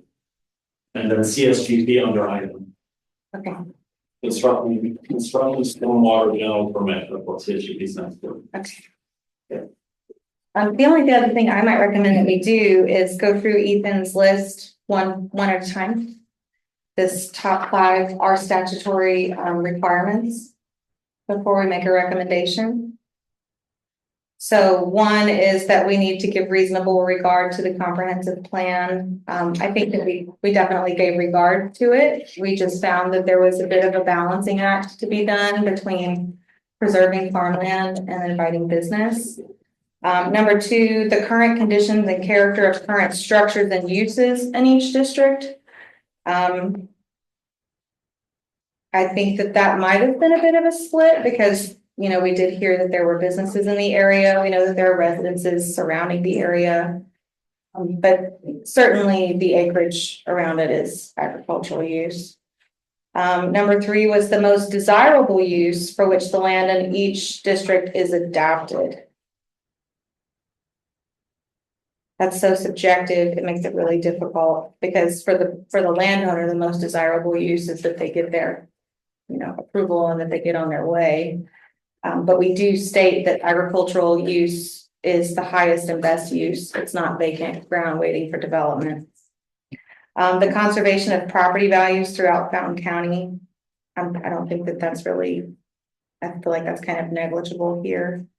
And all other appropriate considerations, promoting responsible development and growth. And so to KW's point, it is along a major corridor. So that's, a pro.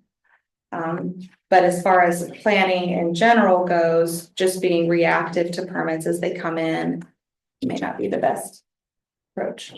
So I feel like we've gotten through our statutory. So this may be sparking the necessity to relook at those corridors, as you mentioned, and on it. As I had mentioned in other meetings, that we need to have conversations. I can't remember the name, Delaware County, I believe. I could be off from it, but I apologize if I'm wrong. They just looked at incentivizing people to come live in their county. I think it was $5,000 bump that they gave them. I don't remember what avenue they gave. So, if we're promoting responsible development growth, as I've stated in the meetings, is that being in contact with the people that run the purse, being the council, so that we can have that discussion, so we can establish a corridor. On that. Those other 7 considerations, I think, are going to be, if I understood correctly, Ethan, these are more considerations that may come up if the commissioners were to Correct. approve this.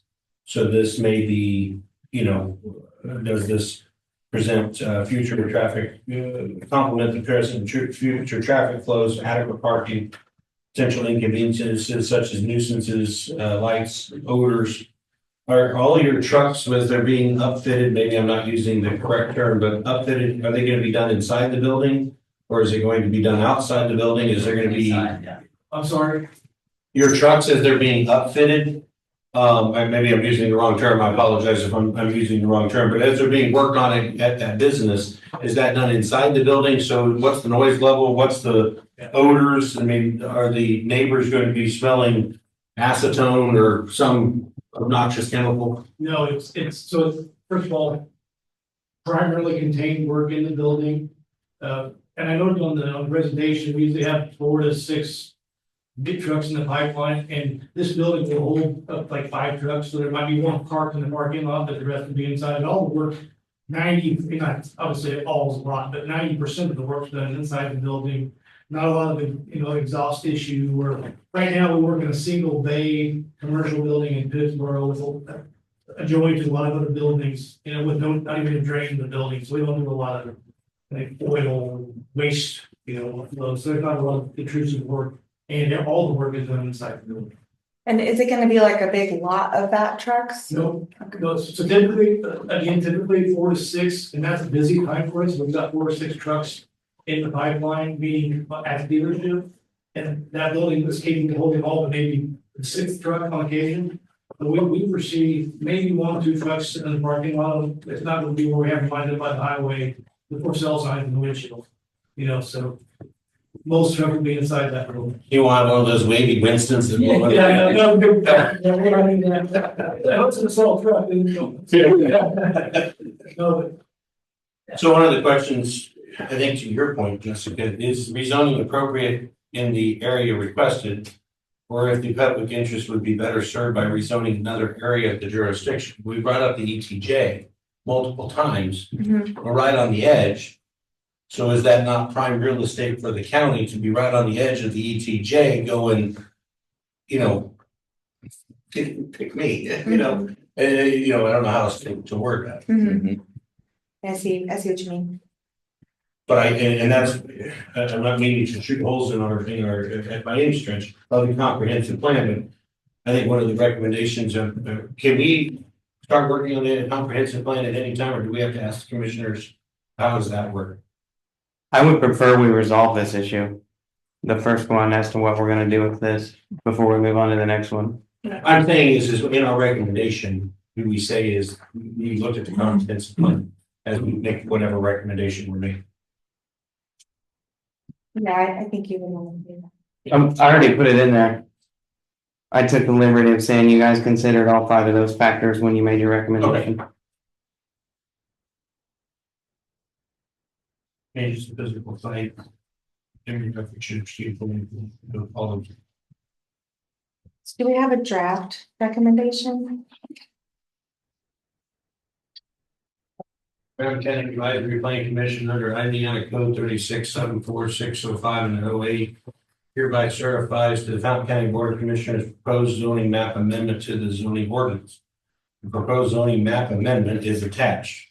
The Planning Commission believes the proposed zoning map amendment is consistent with Indiana Code 3674-600 and otherwise complies with the Indiana Code 3674 and all other legal requirements. The Planning Commission held a properly noticed public hearing on the proposed zoning map amendment on March 27, 2025, which is proposed amending the zoning map to change parcel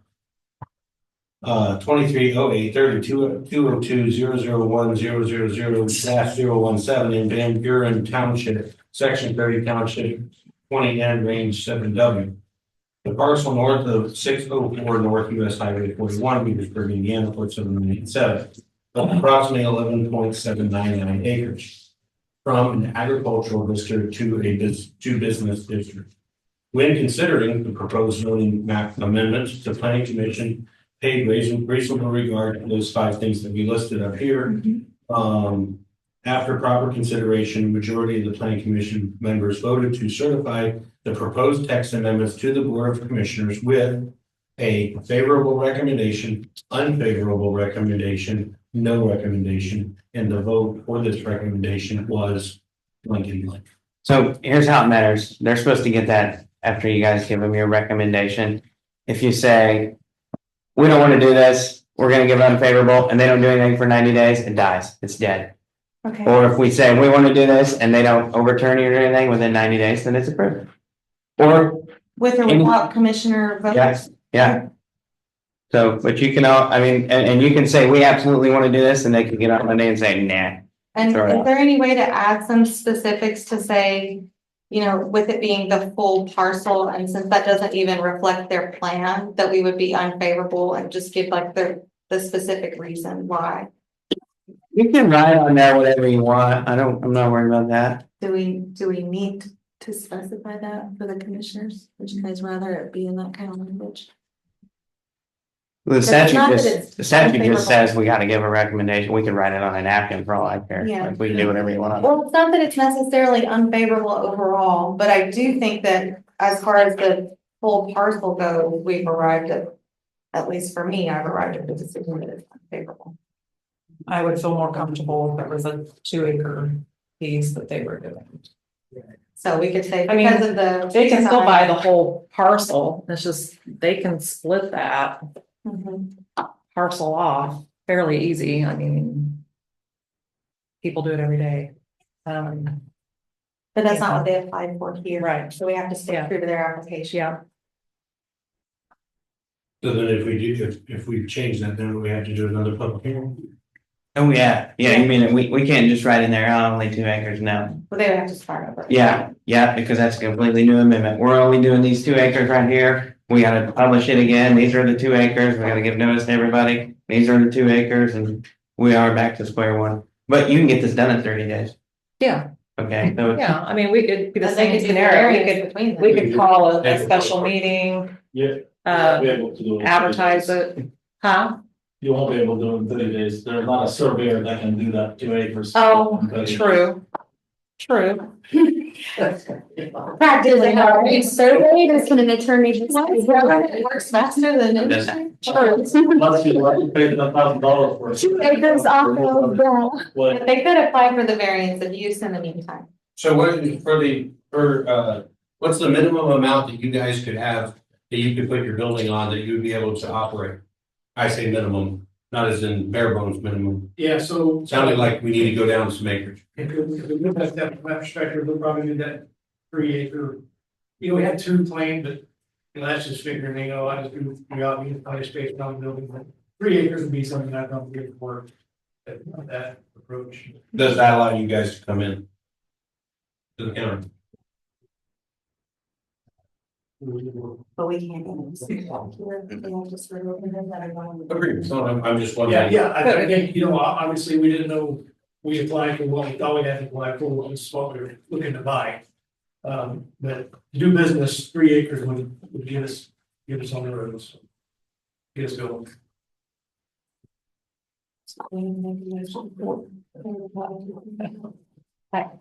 I ask a question to the public? Would that suffice any concerns that the people against it would have?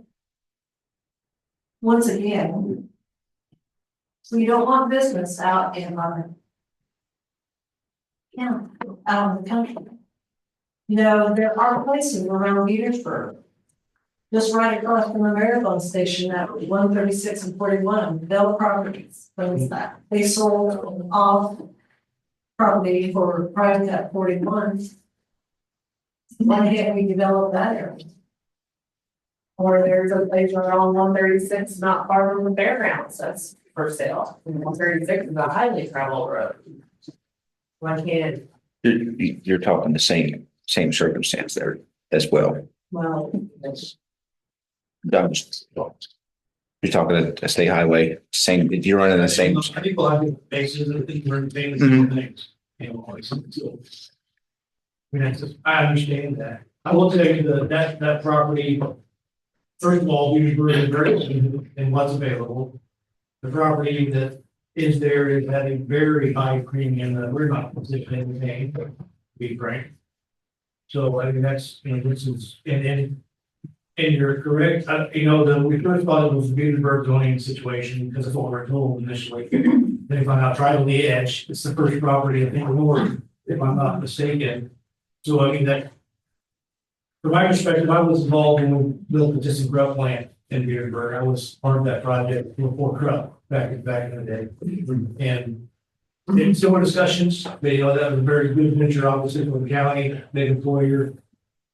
If the county wants to bring jobs, I also get farmland. We have a 75-acre family farm in South of Tennessee that we don't want, just anything that we want to, so I understand that as well. Yeah. I do think that providing employment opportunities, through our local residents is something we keep front of mind. Yeah. And I'm from Louisiana and we don't have basements there. We only have attics and we don't have detached garages. Yeah. And when we started looking for a property, a detached garage was a very important element for my husband. And I now understand that you're not really like an adult here until you have a detached garage. So I've seen a lot of buildings go up fast and the thing I also hear from the men in my life is that it doesn't matter how big you build it, it's never big enough. Yeah. But I feel like from an aesthetic standpoint, having a building go up, even though I appreciate very much that the site that you're going on, we don't have like cultural heritage protections in our ordinance, but from my just opinion perspective, it is kind of a cultural heritage site. Like I've boiled sap in the sugar shack there and it's an important area.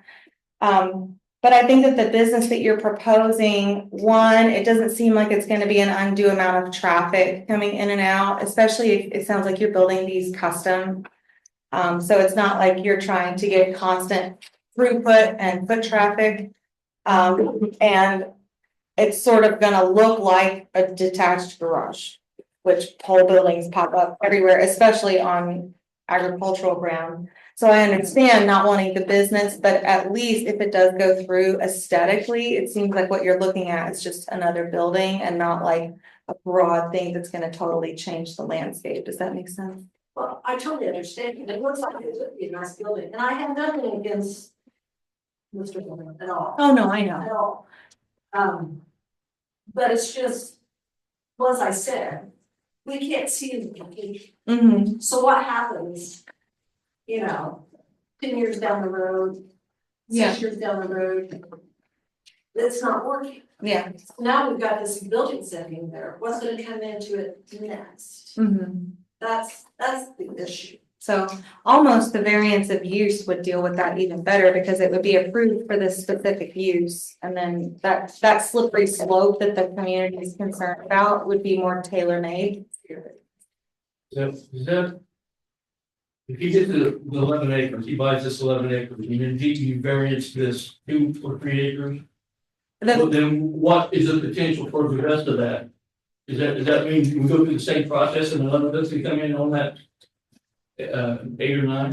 I think the variance of use is pretty specific to what they're proposing. They have to have a site plan and it's only for that building and that lot. So once that's established, if they put the building there and then the rest is still farm ground or, you know, they don't need it for. Then it would stay farm It would ground. stay that way? Mhm. Okay.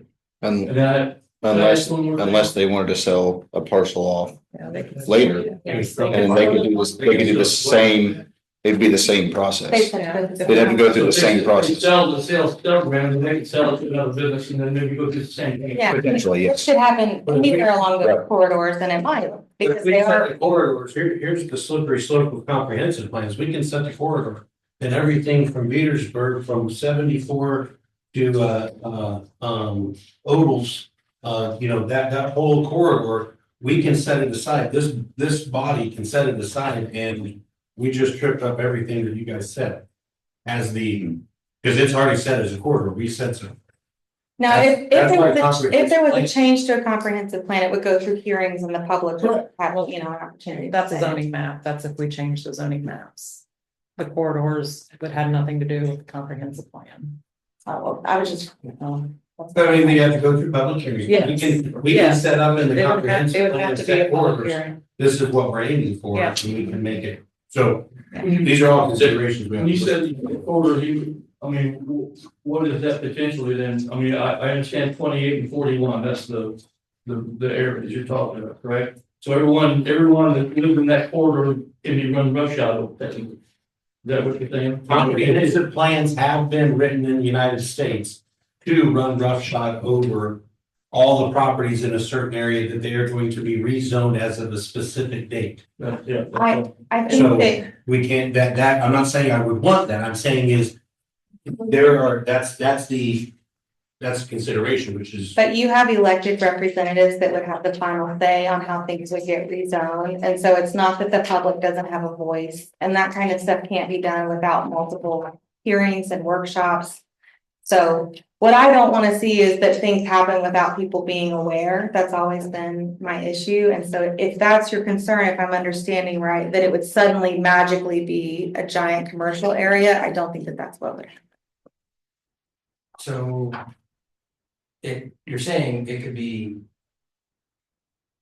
It can't happen.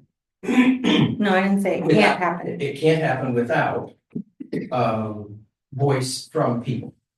Look, Right, there's a process that would Right, involve but- hearings. in California, New York, Illinois, Michigan, they took it away. They took renewable energy away from all the local government. That's what they're working. I shouldn't say take, they have taken it away. That is what they're working on. Some have passed, and if I understand correctly, some have passed. Already, the state, Gavin Newsom, I understand, has signed it. And I understand, think I'm correct, that Whitmer has signed it, that the state sets up a. I think if Indiana state government starts behaving like Illinois state government and California state government, they're gonna have some awfully It bad. is nights. coming. It's already in the state. It is coming. It is coming right now. It is already coming. So what do those people need to do though? So what do you need to? Yeah, it's back to. To this issue, which, to do that, what is the will of the board, the commission? What are we recommending? Are we going to give a favorable recommendation to this unfavorable or no recommendation? And what are we advising them that they would, we would consider it to give them a favorable recommendation to? And then second or thirdly, can we get information from them? Do they have to have its own business in order to be able to do business? That to me is a big caveat I'm hearing. Yes. Yes, no, Roger says that this place near Cherry Grove. So I think there's a lot of loose ends. Can you guys, I mean, my thing, we need more information to be able to say that we can't zone it business. I think the way that you could word that would be that we need the applicant to demonstrate that we would be putting them into a hardship with some documentation if they don't get a rezone.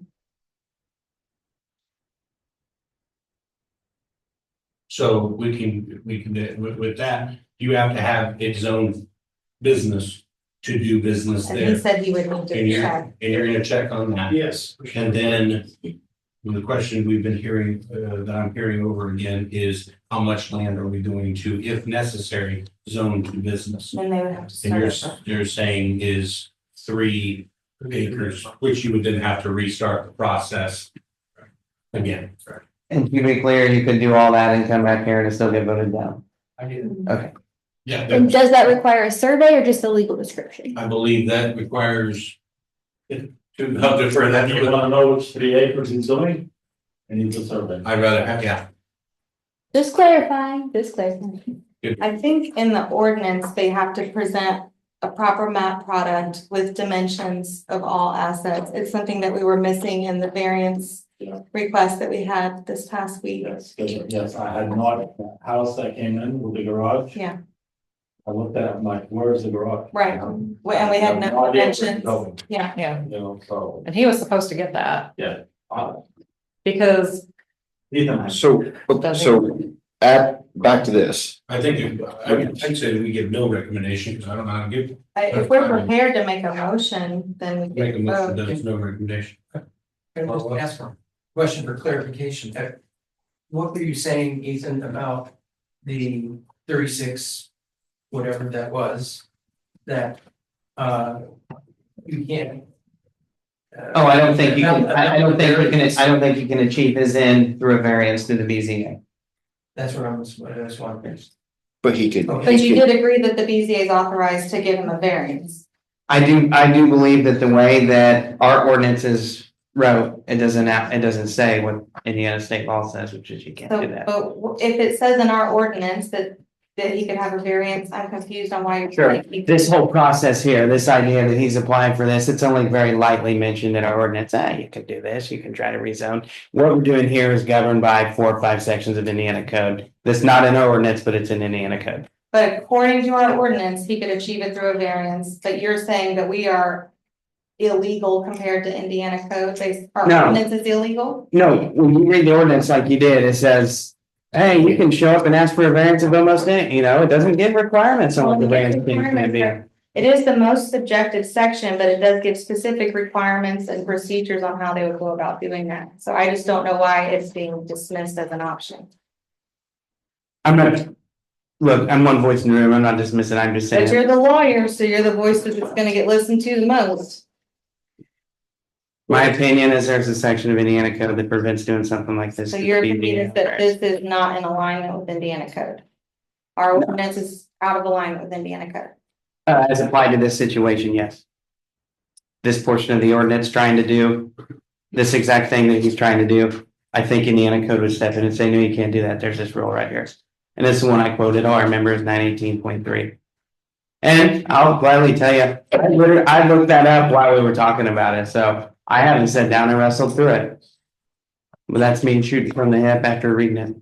So Aaron, you're saying is that what you have now, so we currently don't have information from you confirmed. So I make a motion that we give no recommendation on this, and we would tell you to get information to us about whether or not you have to have its own business for your financial lending and other such things. I For would your rather. dealer's license on that. And then potentially you may have to reapply and get the survey for those acres that you need to be able to do business and reapply and go through this process again. So John, why would you be recommending, you're recommending a neutral recommendation or that we recommend they not approve it? I'm making a motion that we have no recommendation because we don't have all the data here. We don't know how many acres he needs. We don't know if he has to have his own commercial or business, excuse me, for all the state requirements. We have so many what ifs. So to give a no recommendation is in the middle versus giving a favorable, and if they don't do anything, it goes unfavorable, then it kills. And then that can. I think I would prefer to give an We have a unfavorable, motion. Hold on. given the. Hold on. We have a motion for the no recommendation. Do I hear?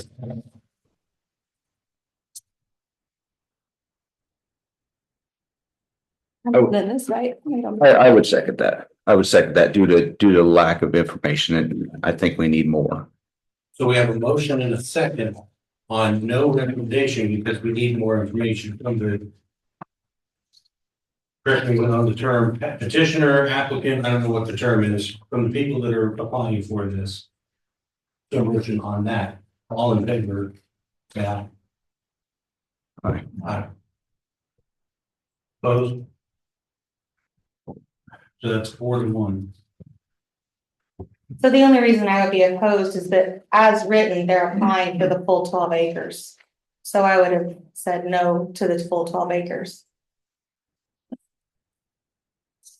So I owe you information regarding actual size of the lot He was, and the commercial zoning requirements, yes, no, for financing and dealership licenses. yes. Yes. John. Sorry, Roger. and you can cut me out anytime.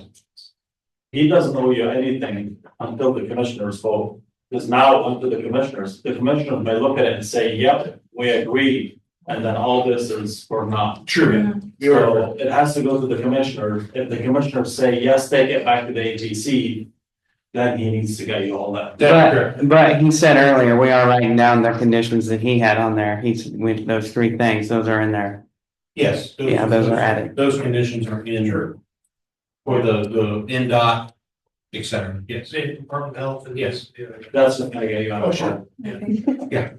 It's easy to know where we're gonna put that, we start talking about. Can I make a motion that we do an addendum, giving the specifics of why we chose the neutral? Pushing for what? To do an addendum to this motion? I'm not sure what your motion. You're moving to add on to that recommendation or that we make no recommendation and you want to, so we want to specifically put in there, these are the reasons why. These are the questions we had. So regarding a binary of a yes or no, we chose neutral. But I'd like to make a motion that we have a written addendum saying that the reason that we abstained from deciding was because of the lack of information regarding the true parcel size, financial requirements. Sorry, it's not the true policy. As a request. We don't have a map of the 3 acres that we're talking about. We only have the 12. The request was for like 7. Yeah, so that's, How was that doing?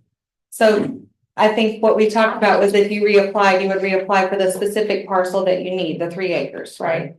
As I understood it, that we would, if you need to reapply, we would bring back the size of the property necessary to the Yeah. building on. That's what I'm referencing. Yeah, but as far as this request, we're requesting full 11.7 acres because that's all we have. Yes, so I want the commissioners to know that the reason that we're neutral is because we think it would be better for you to have asked for the rezone for the specific land you need rezoned, not the full parcel. Okay, but that's fair. Yeah. I mean, that's my favorite, I've said it. Okay. Where did I leave off even? The other things that you wanted to add to tell the commissioners, these are the reasons why we voted for no recommendation, right? Yeah. Can you read it back to me, what you wrote? Lack of information as it relates to parcel size, the lack of information as it relates to the financial requirements, yes. Sorry. Again, I want to try to keep us out of trouble. Roger, Sure. can I pause you? Because I have ADHD and I will forget my third thing if I don't say it right. Go ahead, Joe. Also, that if we had elected for a yes or a no vote and chosen one of those binary choices, that there was an action that would have been taken after an amount of time, that it would have been automatically denied if we suggested no, or automatically approved. And so we didn't want to trigger that secondary action. I'm sorry, a neutral decision, if the commissioners don't approve it, if they don't do anything with it, will also get denied after 90 days. Okay. It'll die after 90 days. Okay, well, then maybe we can leave that out. It's fine. Okay. Now, what were we saying, Roger? Sorry, I was thinking, just so we can stay clear. There was a motion and a second and it passed. That's how it goes to the commission. 4-1, yes. Staff can brief the commissioners. One, we have a commissioner here, so that's a start. But staff, for instance, Amber can brief the commissioners that the basis for that recommendation was this, this, and this. But as the motion stands, that's what goes to the commissioner. Yeah. I'm not trying to undo the motion. I'm just trying to do an addendum to the motion where we include a statement as to what you I've think never are. heard that happen before. That's what staff is for. That's what I was saying. That's the responsibility, if it's Amber, to go to that meeting and say, you know, I was in that meeting, this is what was discussed. These are the reasons why, but still the recommendations are no recommendation. At the end of the day, those three commissioners are gonna look at it and say, we like it, we don't like it, take it back to the APC. If it goes back to the APC, then all of this applies. And it's already on record, it's on video that, you know, these are the requirements. While I completely trust you and trust Amber to represent it well, I would like to make the motion still that we have a statement added, giving our reasoning. I don't think that undermines the original motion, does it? We cannot make an addendum, because the motion was, this is what's going forward. We could write a letter. But this can't be changed. This goes to the commissioner and we can write a letter. I'm not changing it. I'm giving it an addendum. Since this is already set. I think she's well within to move to say, hey, let's add something to it. I don't have any issue with that. Okay, I'd like to make a motion that we have an addendum, given our reasoning, the two things that we'd like to hear back on the parcel size, the dimensions that you would actually like to have zoned if you lose the zoning of the 12 acres. And also if there's any financial reasoning for having to have it commercially zoned. And it's an addendum to the certification paper that I typed up, which, like I said, the statute, we could have wrote it on a napkin. This is just something. So it'll just be a couple of sentences added. It doesn't change the vote. So the motion is on the table. Do I have a second? Second. So you make the motion, I can call for a second. Oh, okay. Well, go ahead. So in that. So in that, so calling for a second. So Amber makes a second. All any discussion. Yeah, now, how does this apply to the main motion? That's what I want. I mean, this, we've already had you could. The main motion was have done. amended the main motion to have this happen, but this has been voted on already. This has been voted on already. That's right. We have this. You're gonna make a recommendation that this X, Y, and Z are justifications for our vote. Yeah. That's all it is. It's Yeah. not an addendum, it's a justification, a list of justifications. Yes, okay. Okay. Because we're addenduming something that's now already settled. Yeah, I don't know how you can addendum. Because somebody could move to revoke it right now and you can all pass and revoke it, Yeah. right? Like, Now, I will say, we haven't given this to the commissioners yet. And this is just a piece of paper. All the statute says is give them a favorable recommendation, not favorable recommendation, or neutral. and I just would like it to be less I spent too binary. much ink on it evidently. So there wasn't an opportunity for discussion after the second on the motion, or I would have just said it then. So I would just like for our opinion to be included and for it to not be so black and white as a binary choice plus neutral. The binary choice, that these are the three choices. Yeah, it's a binary choice. It's a yes or no plus a neutral option, and we selected the neutral option. So that would not be binary. It's binary plus neutral. Any other discussion? Is the main motion on the floor now, John? The main No. motion is done. No, I mean, her motion motion, is- she has a main motion She's too. made a motion. Yeah. There's been a second. We're in the middle of. So it is on the floor. Okay. It's on the floor. And we have discussion now on that. I'm new to the parliamentary stuff, so y'all are welcome to walk me over the head when I get it wrong. So the motion was that we need, because we went through no recommendation, I'm just pointing out, Mhm. because we had these things, Mhm. and now we're making an addendum. You don't add the reasoning in that motion. So I'd like to add the reasoning. Which is lack of information related to the actual parcel size It's just and the lack of letter, the financial requirements. don't we have to send a letter to the commission? I was gonna just hand that to him. Okay, You're here. so how do we go about sending, if this motion were to pass, how do we send it? Somebody writes it with their hand, So it's not. Add a sentence. adds a sentence. I move to add an addendum or a sentence saying, hey, these are issues we have. PS. I just want to put the PS on there. Any other discussion? I just have one more comment, I'm sorry. Just for the record, the parcel size was not up for discussion, it was 11.7 acres. Mhm. That's why I brought it to the table. There was a real recommendation on that. Correct. Correct? That's not changing. That's right. Okay, thank you. Any other discussion? All in favor? Opposed? 5-0. No, 5-1. 4-1. 4-1.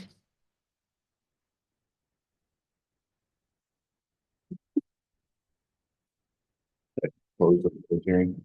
Public hearing is closed as of 8:01.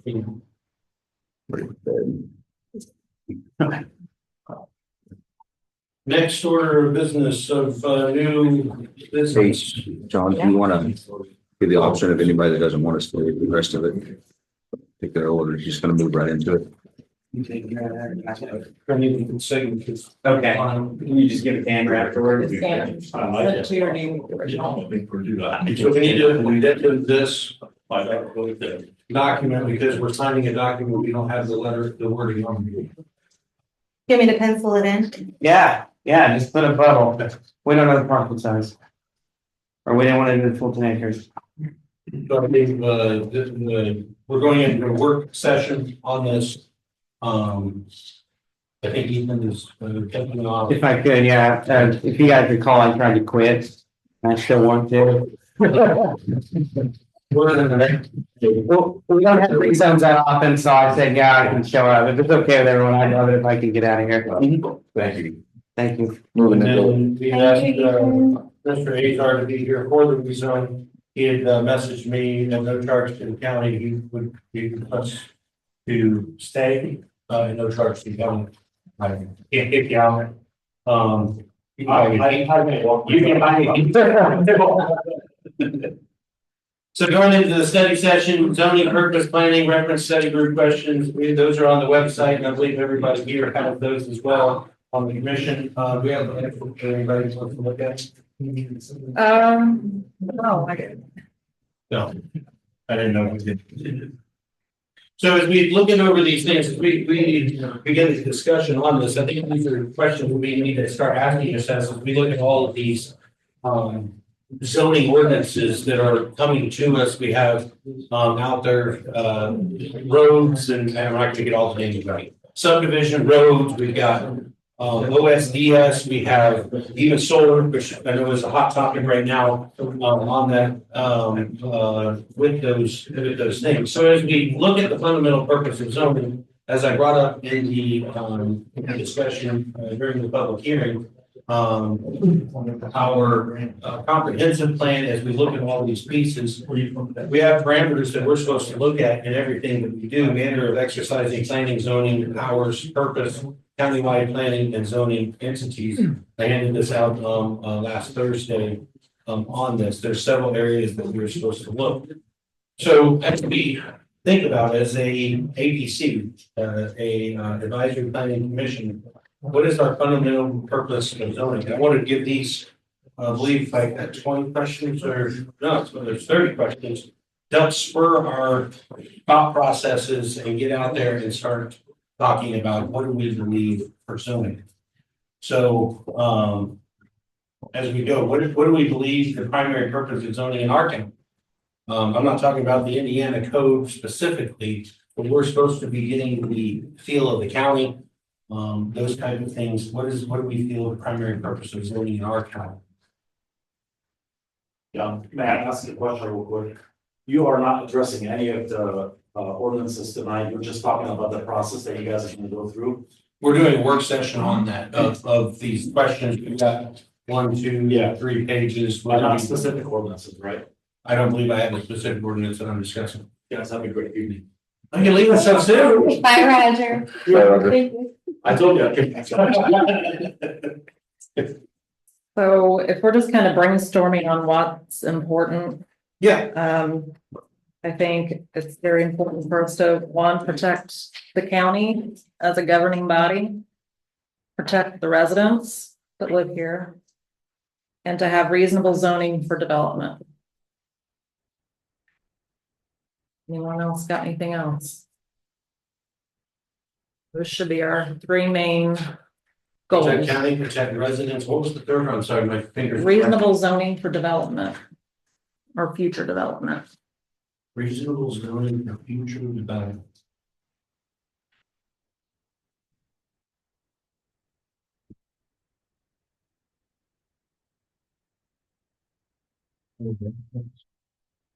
I mean, just the discussion we had tonight of business. It's important that we still develop and bring business to the county, and whatever we've got to do to work the ordinances, comprehensive plans, some sort of planning where we can achieve all of those items.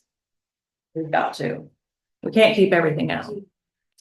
You know, if it's not a business going in, it could be a cluster subdivision. I mean, you can't stop all development. It's gonna change. I remember as a younger individual going to Indianapolis, Brownsburg didn't exist. And then like overnight, it just boomed. My own mother, we lived down a road. I grew up, we had very few neighbors. And I'll never forget when the neighbor down the road sold his farm and sectioned it off for housing to sell. She was beside herself. She didn't want neighbors. But the one thing we can count on is we're gonna change and we can't keep everything out. So we need to make decisions moving forward, how our county is gonna look and plan how we want to develop it.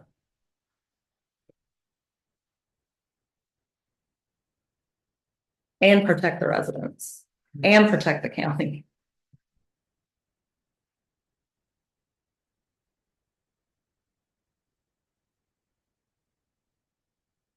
Very good points. Anyone else?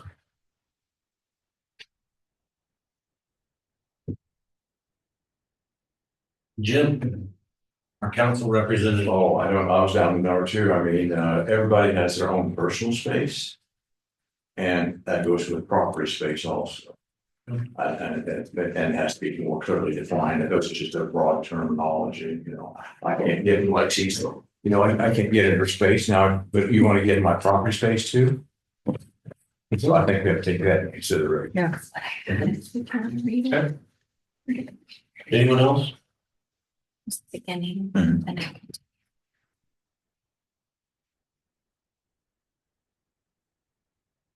How does zoning benefit property owners, farmers, rural residents? How does this benefit? It's kind of where you were headed, I think. I think that's where you were headed on that. Yeah, You're I apologize, John. So. Well, I can tell you also from the perspective of taking permits, when I got a lot of people that come in that are concerned or upset. Our permits have 3 main checkpoint criteria, and one being setbacks. The reason that's important is we see all the time where somebody's built over the property line, right? So you've got people encroaching on the other properties. So the setbacks are important because we're looking at that, and we're making sure that's not happening. you're building too close to the road and you can't get the snow plow down. You can't get the school bus down the lane to pick up your kids and have adequate room to turn around and come back. But those are important things that need to be looked at and, kind of enforced, because some people don't think of things like that. Your septic, why do we enforce the septic? First of all, it's a state rule, right? State code. I don't know how many people I've had come in talk about the neighbor across the road running a pipe over to the ditch that runs down the back of their property and their septic on top of the ground. So it's important. I know it seems like sometimes we are invading your personal space, but the last thing you want is for your neighbor to run their septic over onto the top of your ground and it's contaminating your well. Floodplain checks. That's the third piece on permits that we have to do. Why is that important? Well, if you build in the floodway and we have a flood and it washes the building that you got down down the creek and now it's contaminating and all over another person's property. It's things we've got to think about too.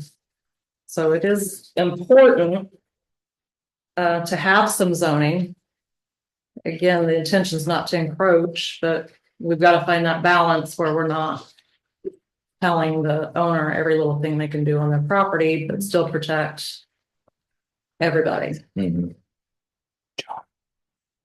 We're gonna put that with it. Just so everything's together to move up. We're signing the ordinance that we just, the petition that we. We're on number 2, right? And I have a question. Yeah. Why do you guys consider the floodplain? Because that's DNR's responsibility. Because it's supposed to be checked. I think that we've got a flood ordinance in the county. I know the EMA did do that. It's not in our ordinance, but it is recorded. It's a checkpoint. I know, it's just like having multiple layers of government checking the same thing. Yeah. It seems. Well, I can tell you this, there's a lot of people that come in, they have no idea they need to even check the floodplain. So if we weren't bringing that to their awareness and somebody builds a $200,000 barn. Right. Would it be and then better? the DNR comes and says, Yeah. you gotta tear that down. Would it be better to suggest that they leverage and they check with DNR to make sure that they're outside of the floodplain instead of you guys putting in your own level? What about the people that don't know? Well, you would have it on your permit. Right, It would be and that's required to that's what we check. do. It's just a checkpoint that we check it. If it falls in the floodway, you're directed to the DNR. Okay. If it falls within the fringe, it's still county jurisdiction. The county has a letter of indemnity that the owner signs saying that they don't hold the county harmless if there's a flood and all of a sudden they've got $200,000 in damage. It's not the county's fault for giving you that permit when you knew that there was a potential for flooding. So it's more to protect the landowners, in my opinion, to have it on there. Just so you're not, because I've had people come to me before and say, well, you didn't tell us that.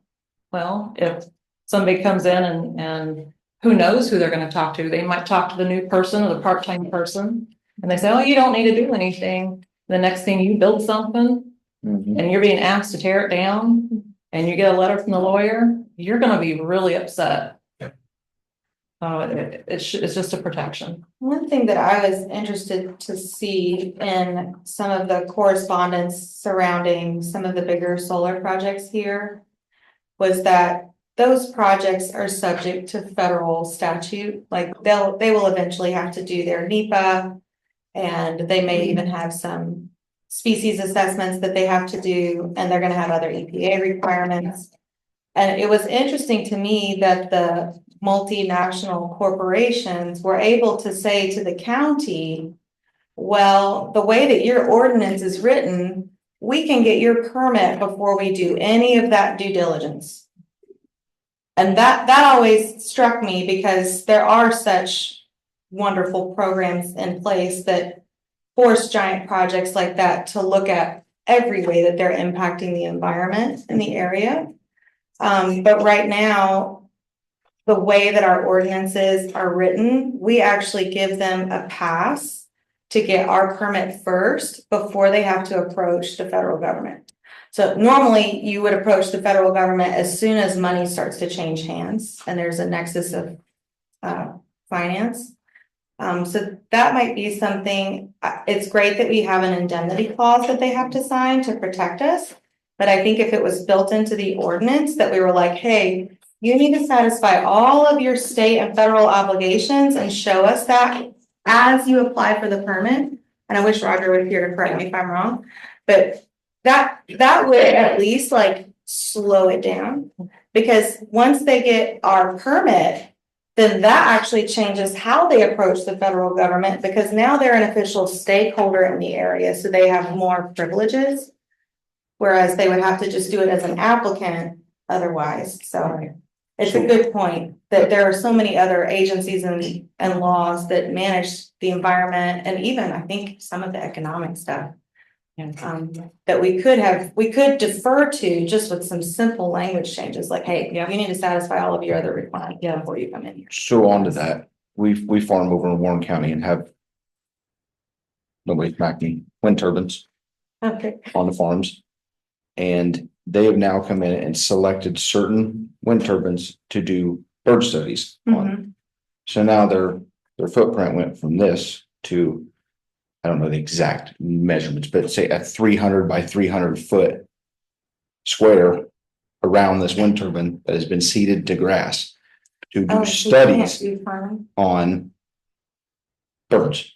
If the wind turbine is killing birds and dropping them in that grassy area, Yeah. that is part of their study. But that was done Years down. years down the road. Yeah.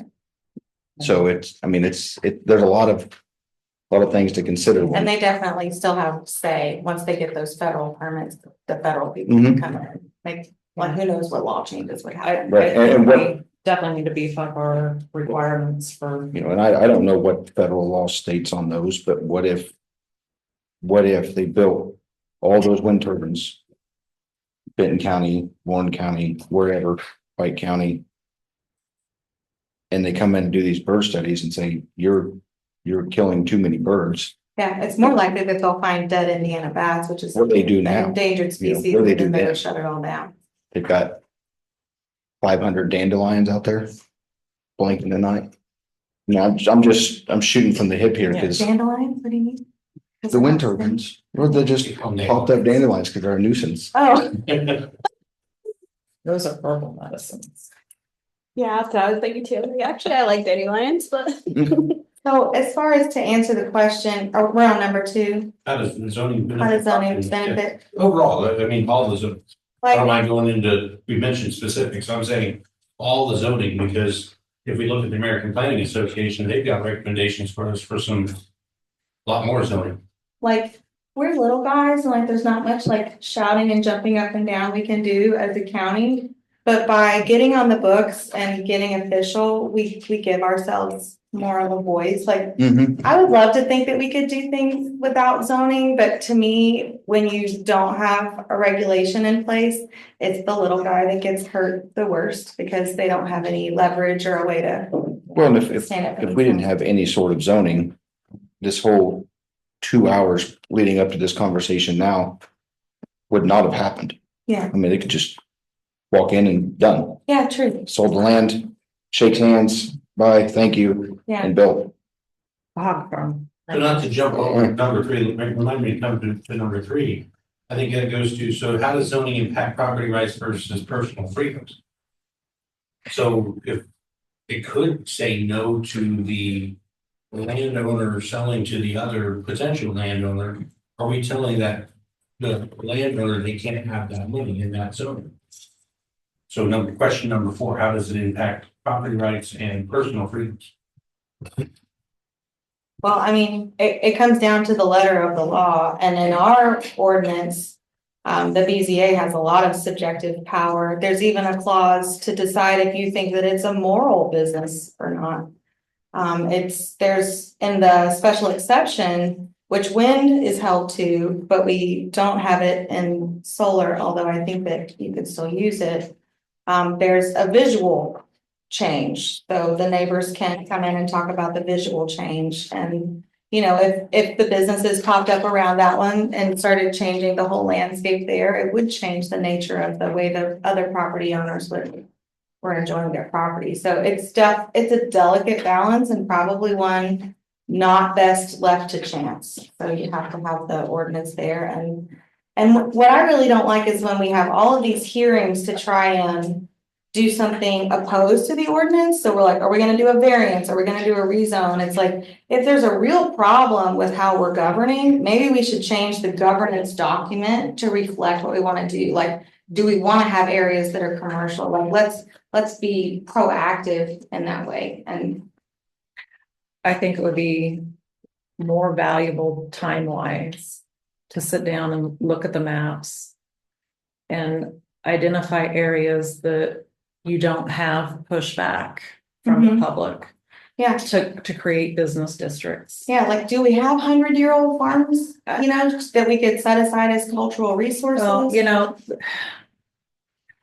I'm kind of in a position where I've got a family farm. It's owned by 4 people. They can't get along, they can't agree to it. Like I said, things change. Sometimes you're gonna have to sell your property. That's just the way it is. Yeah. You know, Yeah, you go to the cultural thing, you know, who's to say? Right, so I'm not really prepared to defend it. But you just snowballing again, I like that analogy. Who's to say 100-acre or 100-year generational farm is more important than a 5-acre hobby farm? I mean, where's? right. I wouldn't say that because I fall into it. Well, I'm just, it's a stupid slippery slope. Yeah. And You've got to treat the next person the same way. Yeah. Yep. I mean, I've like cursed city planners my whole life because I hate roundabouts and bike lanes. So, you know, if we could get rid of. Please not have a roundabout in Covington. But, you know, my dad is a cyclist and he likes his bike lanes. So, I mean, I understand that there's just a push me, pull you to it. Like, you know, you've got to have a plan, but you have to have a way to react. That's. I think like it's not us, it's the code. I think it's going to be extremely important to be able to do community outreach to develop some of the ideas behind the zoning maps, behind, you know, you've got to have buy-in from the people. I mean, we can't fight somebody wanting to bring a business in every single time. So we need to be proactive, I think, as we move forward. And, you know, I've discussed many times as far as the zoning maps, it's something that I want to do publicly versus a 4-off committee like we did. Yeah. I think it's important to get the feedback from the public as well as we move forward with those. Roger could bring in those maps we developed to take a look at them. Yeah. As a talking point. I can tell you also from my perspective, when I was driving up 41 to Attica, keeping in mind that we were proposing doing a corridor. I think after looking at it, there's a large section as you're going north on the east side, or the west side, that's all residential. I mean, the way that we had done it, we included that whole area. I think that we need to look, even if it takes road trips where we drive up 41 and we say, hey, you know, the first so many miles out of Petersburg on the west side is all residential. We don't want to put that into a business corridor. We need to be a little smarter about establishing. You think the whole zoning map might need to be updated based on what's actually there? It absolutely does. You know, and we never looked at even residential areas. We have absolutely no residential areas really in our zoning. So we need to look at that too, right? Especially the secondary roads.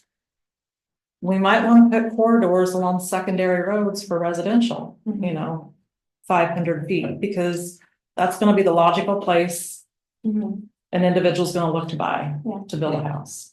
I like what you're saying, that you have to expect change and that we want change. But it should be a collaborated thing. Yeah, a concept that you hear about in biology is conservation versus preservation. And so do you want to keep it exactly like it is? Like, we took some timber on some ground and the kids are freaking out because there's a log over the creek, but then it became a bridge. Anyway, I digress. But we had to have a talk with them about how it's not necessarily good stewardship to just not touch anything and keep it exactly like it is. But somebody who's a conservationist knows how to protect the parts that do need to stay the same while making way for the new baby trees to grow up for the 5-acre. Yeah. So, and the comprehensive plan, I think, is gonna be very important to look at too. I think we've got a lot of deficiencies in that, in some areas that maybe we can identify and break off and do committees that are listed as Do those committees get paid, goals. or do they like get No. pizza and frappuccinos? We got carry-ins. Yeah. We're gonna need to start some. When I Zoning studied parks. in college, we always had frappuccinos. I know it's a lot. But when you're planning something that's this big, you've got to think about all the steps and what it's gonna cause in the future. It just Because might the be actions worth we it. do now is gonna make dramatic changes. It's so important what you're saying that it might be worth a line item on the budget to pay a team to come up with those things, looking at what's already there and, you know. Yeah. And that team is chosen from the county, like, you know, fancy degrees or not. I mean, I can't afford to put that kind of time in on my personal time. But it would be awesome if we were paying a team. Yeah. That could do that. And so if that's such a big priority, maybe we don't leave it to the volunteer legislative body or the staff that's probably already overloaded. Right. Maybe we had recommended to the commissioners, like, hey, we do want to make way for a corridor. We do want to make way for rezone. What can we do as far as, you know, appointing people that are given that specific As task? far as future planning, and maybe I'm completely off my rocker here, but if we can get through the meat and bones of things that we've got to get done. Yeah. The time commitment is going to fall way off as far as the requirements of this board. I'm just saying that after we get those done, we propose maybe having planning commission meetings where we're doing community outreach type things for, you know, certain things. Yeah. And kind of break it up. I mean, we don't have to, you know, completely dump hours and hours of work on our schedule, but eventually I think we'll have more time to work, you know, move forward with things like that. I don't want to derail your line of questioning, John, but I think you did like inspire good discussion. So if you don't mind, I just want to say one thing. It's a little bit like tertiary. I was really shocked coming onto this body how much information it is all at once. It was sort of like drinking from the fire hose. You know, I think that we've lost some great people on this board that were more versed, and it's very big shoes to fill. But I think that if we could come up with a strategy for managing all of that information, it would feel a little bit less chaotic. Like, I know KW, like right now, your hourly commitment is low because of the seasonal obligation you have to farming. In my experience, when we were working on anything legislative, because I have a permitting background, we would have one cloud-based resource where we had a draft, and then certain people had certain permissions on that draft. So you could either, it was view only, or you had edit privileges, or you could only comment. And then after a certain amount of time, you would incorporate those edits and then have a new draft. And then you have your old draft archived in the same place. And then when it comes to litigation, it's really nice if you can point right back to the chain of custody of information, the record of the document. Because right now it's not clear to me where drafts are being originated, who's making the comments, who's responsible for incorporating the comments. So I don't know what platforms the county uses as far as email and that kind of thing, but, I would like to make a recommendation to the commissioners that they authorize us to start doing online document share with just those standards as far as tracking drafts. I did briefly talk to KW about something similar to that. It'll have to be corresponded with our IT. I can tell you when it comes to anything county, they will not allow personal laptops to connect. I mean, there will be. Get a county laptop? There will be some restrictions one way or another. Get my laptop, Amber. My son has Minecraft brick builders on this thing, okay? This is my daughter's video editing software. Everything has come to my personal email. I've had a hard time tracking what is a client talking to me versus what is the county talking to me. So I know we're not gonna get paid in pizza or anything, but maybe if we give our team here resources to manage this stuff on the up and up, then it helps our liability too, because, you know, God forbid any lawsuits come down the pike.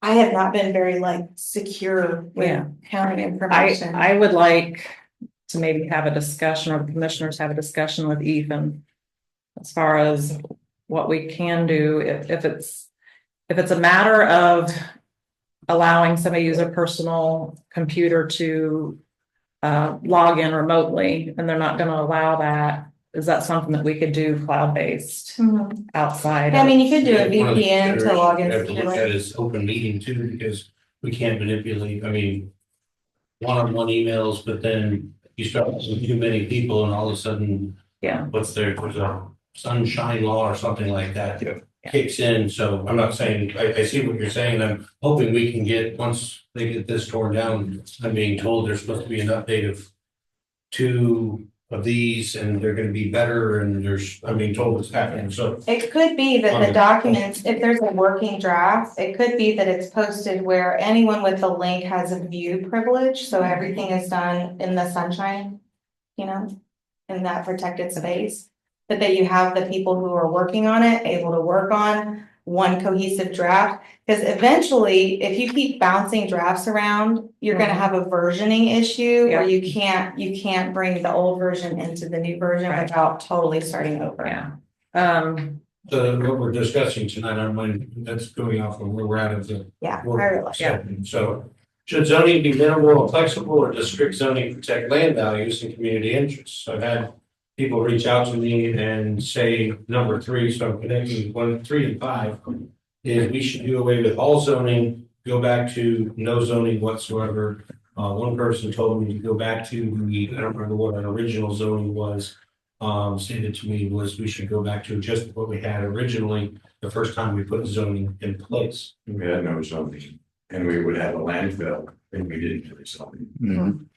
That doesn't sound It would good. be, And you wouldn't have a solar ordinance. it would be the Wild West if we didn't. Let's not do that option. Does that mean we get 40 acres and a mule?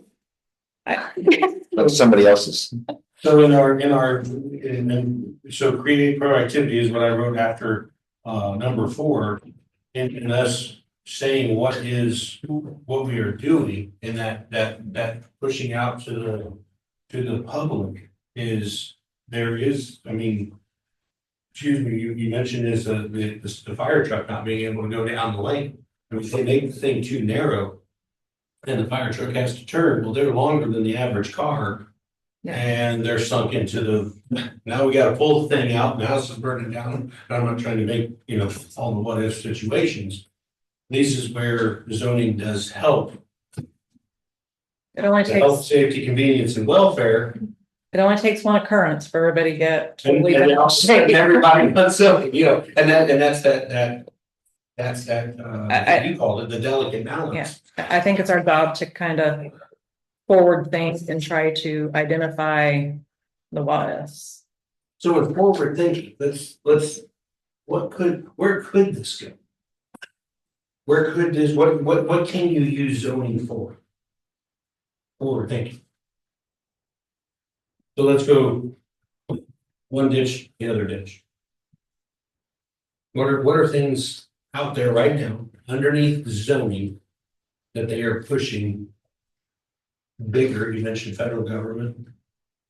What about other bigger forms of, I hate to call them government, but I'll use the term loosely, forms of government? What are they pushing?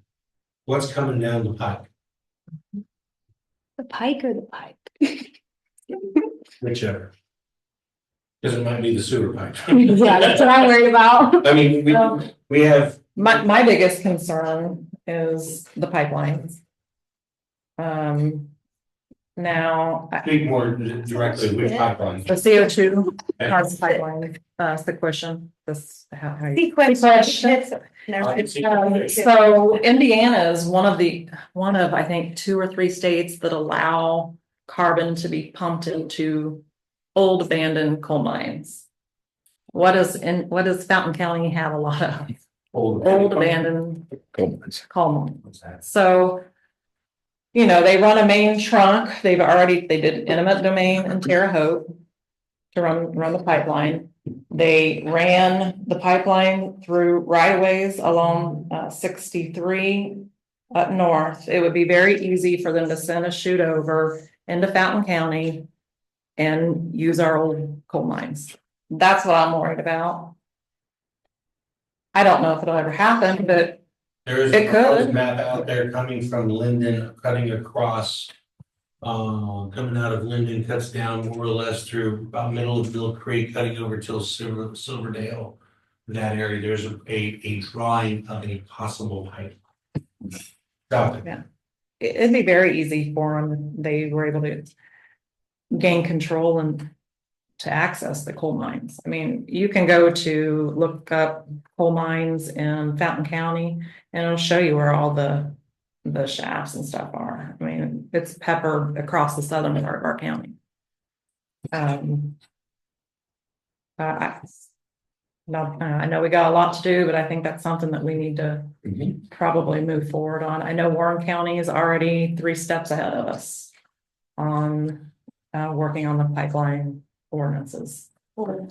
So I think they'd be a valuable resource when we start trying to figure out how we're going to navigate that. Through this body, they're working on that. Yeah, Okay. yeah, they've actually got a public hearing scheduled They've been working. coming up in the next couple weeks. They've been working for 2 years on this. Yeah, So we're on a little bit. yeah, So- they're way ahead of us. So I use that as also understand doing this doesn't come easy. I mean, they've been working for 2 years. Jasper County's been working on it. White County's been working on it. There's other counties that have been working these pieces on it. So any others on should zoning be minimal and flexible? What if we go to no zoning?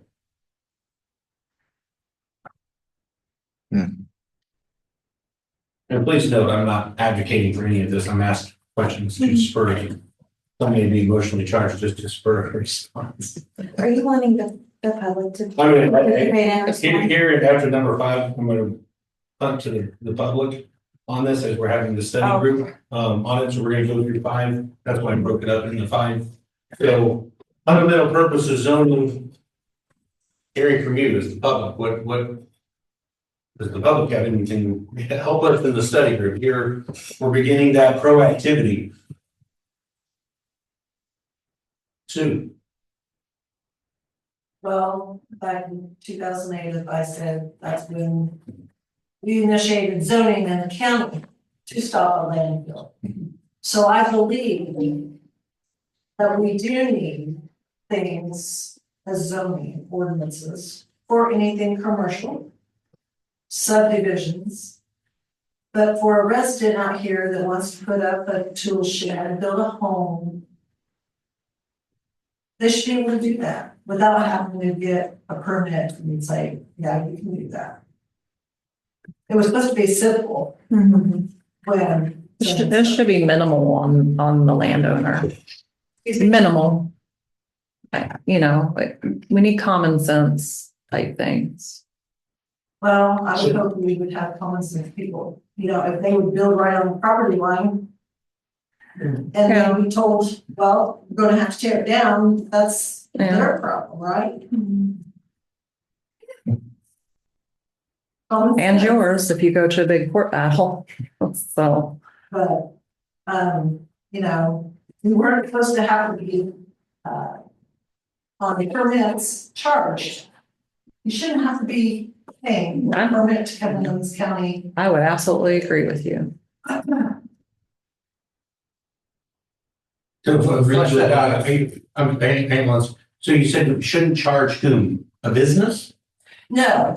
Residential. A business, yes. A business, yes, That's- okay. Residential. Commercial, but as a resident of the county, So then, because there's a lot of people that love to come to Fountain County. Is So- it $50 permit application fee? There's no fee right now There's no fee. for residential. Oh, but for business, it's $50? $50 is, one's 50 and one's 100. Depends. and then the county spends how much for putting out? Oh, The fee schedule is also, that's why a fee schedule is gonna come up here really soon. Yeah. For what the fees are. yeah, the county eats a lot of cost So then we would just to need maintain to, it. this goes back to my statement that I've made to Jim several times. I made to, hey Dudley, how are you? To Dudley, I made to Kelly, we've got to get the council in on this. Because maybe this is the incentive is that we, you know, maybe we have a fee structure, but then it's, you know, I don't know, you know, you bring up fee structure. I'm what if now, I apologize, I shouldn't, what if you spurred up. Because, good point. Yes, sir. And farther, with residential, if I wanna remodel a bathroom, that's my business. There's no permit on that. And I hope it stays that. Yeah, there's no permits. If I wanna Remodel. rebuild a deck If back you- my house, I should not have to. I If don't you- wanna have to talk to If you you. do an addition, that's Yes, sir. different. I would recommend that. Yeah, we will do it, nobody else can do it. That's the way it should be. Yes, That's good marriage advice. I agree. Simple improvements on our residents shouldn't be an issue. Maybe even building a flower shed out anyway. How many people that build something know exactly where their septic is? Yeah. Does everybody know where their septic is? No. We get calls daily. Hey, where's my septic or where's my well? We don't know. So. You know. Our current ordinance, I mean, you have to stay so far away from the septic. Oh. Well, I'm not saying it's ideal. Responsibility, who do we have to? Is the government in taking over personal responsibility? That. Yeah.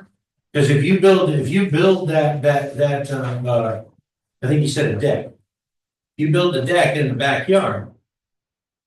And you didn't check for your septic. And you get the little borehole. And you go. And it goes, That's on me. Yeah. I've gotta fix it. Well. And I take that responsibility. I know where it is. Yeah, so that's. I think there's a way to process minimal things like that, but you gotta have the people that's willing to listen and do it. So, you know, my opinion on residential improvements. You really don't need a whole lot of workforce for somebody. We get a new address. You have that person kick that out to the health department. The health department's responsibility to make sure that that person's following septic requirements. County doesn't really have to do anything. You know, there are ways to do it, but you've got to talk through those processes. Floodplain check, you mentioned Wayzata County. Well, again, somebody comes in, files for an address, you kick it down to the floodplain administrator. They contact DNR, they're required to do that job, not the county planning or permitting. There are ways to make things easier, but you still got a cost of people doing some work or minimal work. But you have to understand how the process works in the other offices, what kind of things you can put in place to catch things like that without requiring permits from a county level. It's doable. There's gotta be a line between You know, holding your thumb on somebody yeah, and making it feasible for yeah. most everybody. I mean, you know, That's where we gotta figure out where that line is. I don't know the background. When you guys started that and you say 08, that was Yeah. 2008. 2008, Yeah. And she, 2008. you know, how we got to there to now per se. But time to, There were multiple. Is it the revisions. same as what it was in 2008 or it's changed since? No, it's And changed. I think the last update was 2019. And there for a while, there was. In your binder, it says. There was like a new ordinance every 6 months there for a little while, it felt like. There were several revisions too. 21. Yeah. I think they did one in 20, they did one in 21. There's resistance by the commissioners, it could be established as zoning ordinance. We had an advisory planning commission. And from there on, there was resistance from the commissioners related to having established planning commission. So the planning commission subsequently kind of died out and didn't function. And now we're to this point. Yeah. Nobody wants to pay for it, that's the thing. Like I said, there's a lot of cost the county is eating. I don't think it's fair that the county eats a lot of those costs to notify public and things like that. I don't think it's fiscally responsible. We created a mechanism that they have to notify. And then we create that they have to pay the mechanism. I'm not. Yeah, It's like that's how we should propose it, is they pay the fee like a rezone. You include the advertising requirement in the fee.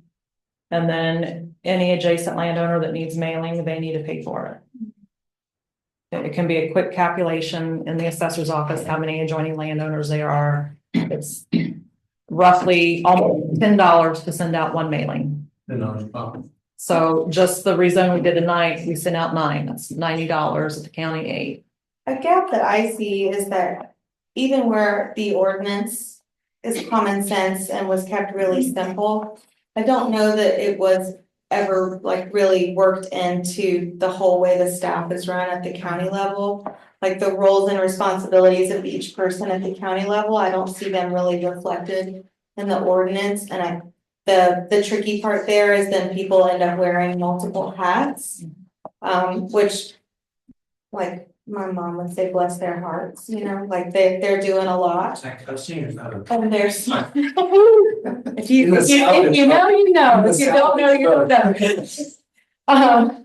But that for that individual, that creates a lot of liability, because then you're having decisions that are supposed to be made in a layered way and checks and balances that are done all resting on their shoulders. Don't say things that make sense.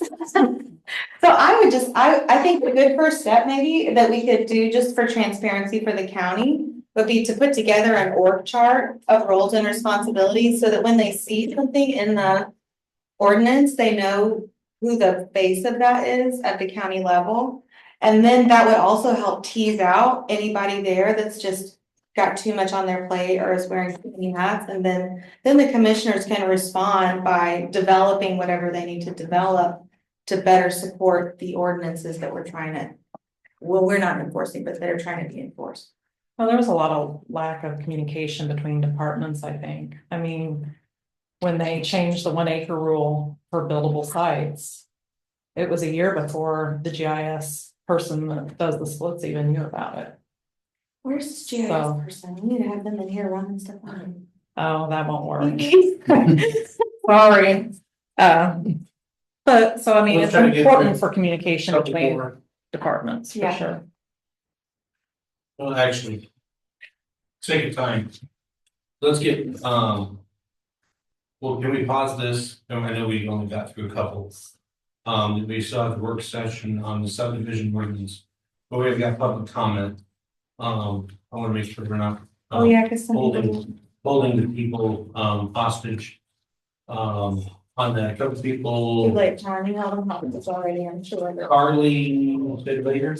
Yeah, my thing was, I get I'm not sure who it sends out the alert, like, hey, there's a commissioner's meeting tomorrow at such and such. There's never one sent out on ZZA, and I think that some people would. I sent it to her. Okay. I And I don't- usually get one for the area plan. Yeah. For this meeting, but there wasn't one sent out, so. Yeah.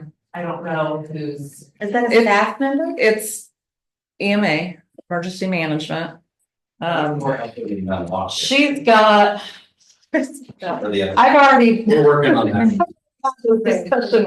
Yeah, I mean, I think some people though. there is a lot of broke information. Oh, I can tell you this, I sent out the variance and the rezone stuff when I first advertised it. And then I'm getting emails yesterday, hey, could you send me that application? How many times do I need to follow up and send stuff? And then, because not everybody, I know you guys advertise in the Fountain County neighbor because that's the only paper. in the county. Is there a way on the county website to have like a banner at the top of public hearings? Well, if you go to Fountain County .net, go to departments, planning and zoning. Okay. All those hearings are at the very top. Okay. And there is also posted on there, all of our pre-scheduled meetings, like April 24th, May, it's fourth Thursday is our pre-scheduled meetings. We And have those they're already on the calendar as on well. the calendar as well. Great. I think that would be another case where an org chart with roles and responsibilities would be good, because then if you had a question, you would at least know like who you could call, you know, as a citizen. Larry Schrock, did you have any, you said for later?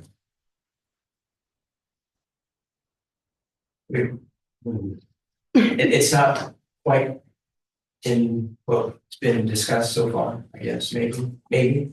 Public comment, or you can wait till next It time. can still, it can still be applied, I guess, because we kind of did.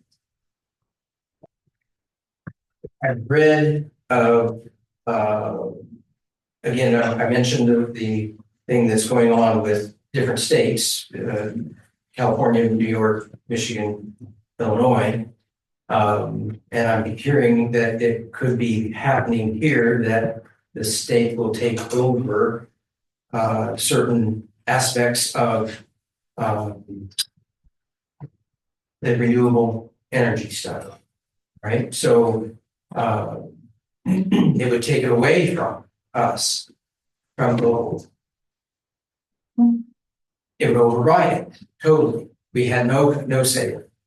Community voices are gone, right? I read of Minnesota, and it's been going on since like 06, 07, 08, that area, that and this is part of what we were talking about, what you guys are talking about, where does zoning affect private property rights? They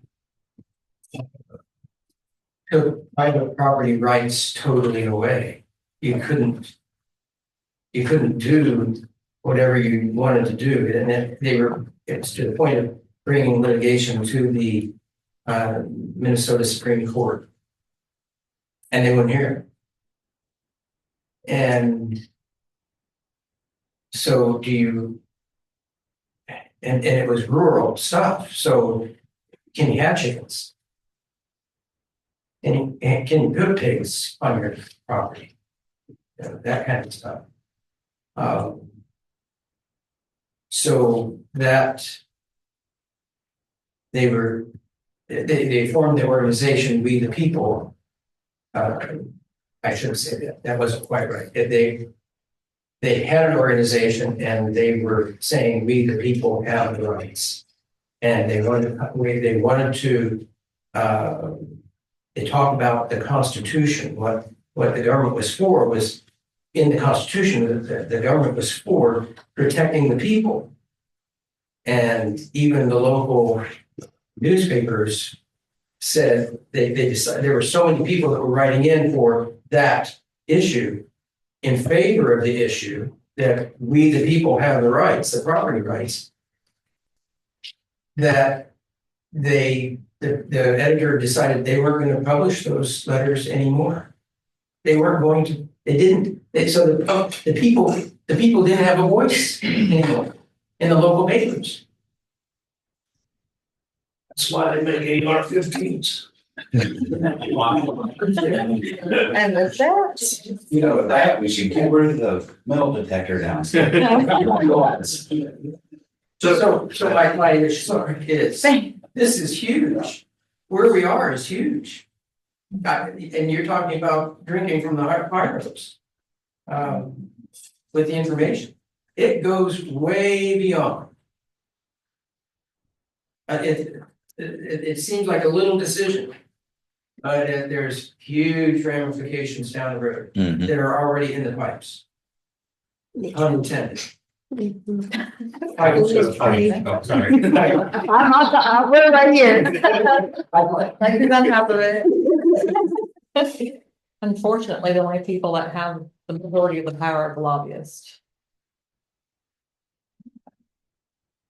And Well, our Inflation Reduction Act gave a lot of money to the incentive to companies to want to have the lobby.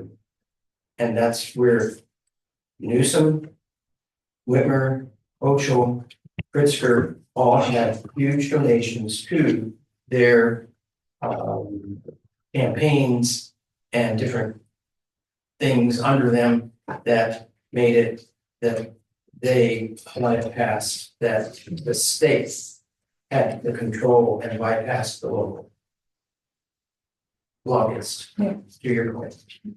So as we, if I'm hearing you correctly, so you're maybe ready to reword what you're saying. Not trying to reword it because it was bad or wasn't eloquent. We could be putting our imprint of Fountain County here into our ordinances. While there are others that are working to subvert the Fountain County feel. House Bill 1233, I believe, was the House Bill this year. Take away township governments. Such things. Senate Bill 425, which is not going to use eminent domain. They're going to use another mechanism for carbon sequestration, just if I'm hearing what you're saying. So considerations we have there. Thank you. Anything else? I don't see Jason. Anyone else for public comment? Sue. I'm sorry. You didn't sign up 3 times. I'm sorry. You know, I sat on the board working on that comprehensive plan. And one thing we said was we didn't want more business in the county. We wanted to fix what was in the county to bring the people to our county. That being said,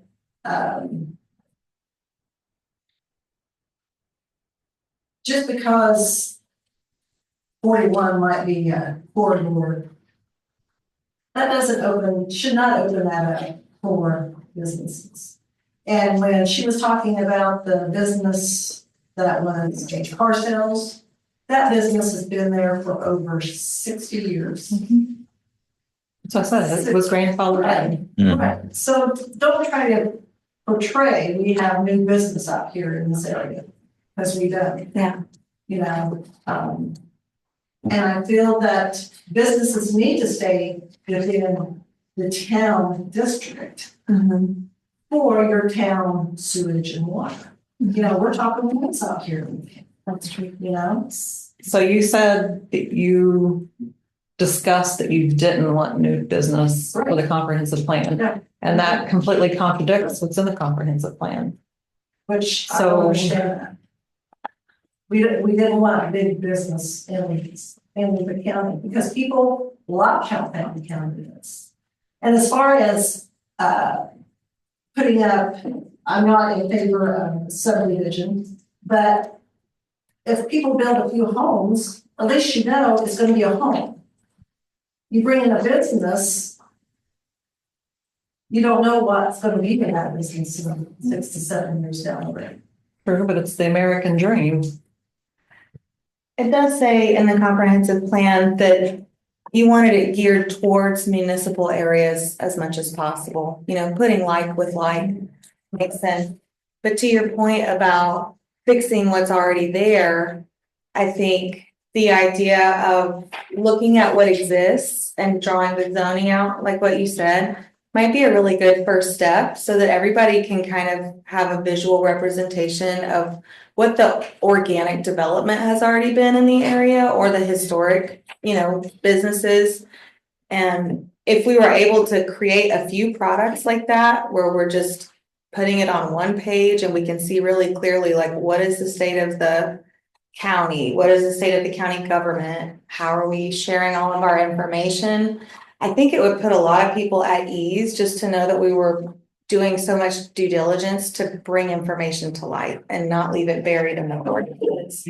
So that takes resources though, you know, it's a lot to ask volunteers. Like, I don't know how long you served on this committee, but I'm sure you spent many hours working on it. And it's a lot to ask a volunteer body to do that. So if we think that it's important, then we should treat it like it's important and apply the resources that are needed to get it done.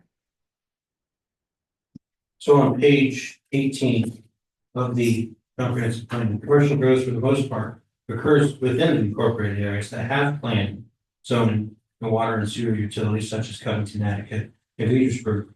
The other few areas are along major corridors within the unincorporated areas. As we rely upon the comprehensive plan, I'm trying to find the titles. We must give reasonable regard to the comprehensive plan. This in my opinion, kind of helps steer me towards looking at 49 students. Kind of helps steer me towards, you know, a major highway, a major corridor, 41 being one. I mean, we could argue maybe 234, 28, you know, I get it. So that's where, and I don't know how to word this exactly, is making sure that we have good guidance. Because as we look at rezoning areas, if place, you know, company X comes to us and asks, we're supposed to rely heavily upon this. I don't know how it's work. I feel like I'm flapping in the wind because I hear what you're saying, and I'm not saying it goes against this. But then we have argument, it tells us to go there. And I'm not trying to become you versus me. I'm saying maybe we tighten this up so then we get the Fountain County feel. Does that make sense? It does, but Petersburg and Attica are on that, right? 41, Attica's on 28. So but why would you have a business district stuck out in the middle of the country? Yeah. We have to start somewhere. We'd be, and this is going to sound argumentative. I'm not. I'm saying, where do we start? Because we're told in the other pages, we're supposed to look at new growth, create incentives to attract new employment. We're supposed to provide a base for creation of new small business. Now, you did narrow us in. I'm appreciative of. We're not supposed to be going to find some 7,000 employee company, small business. Yeah. So that helps. That to me was more helpful. I hope I don't come across faulty because I'm not doing that.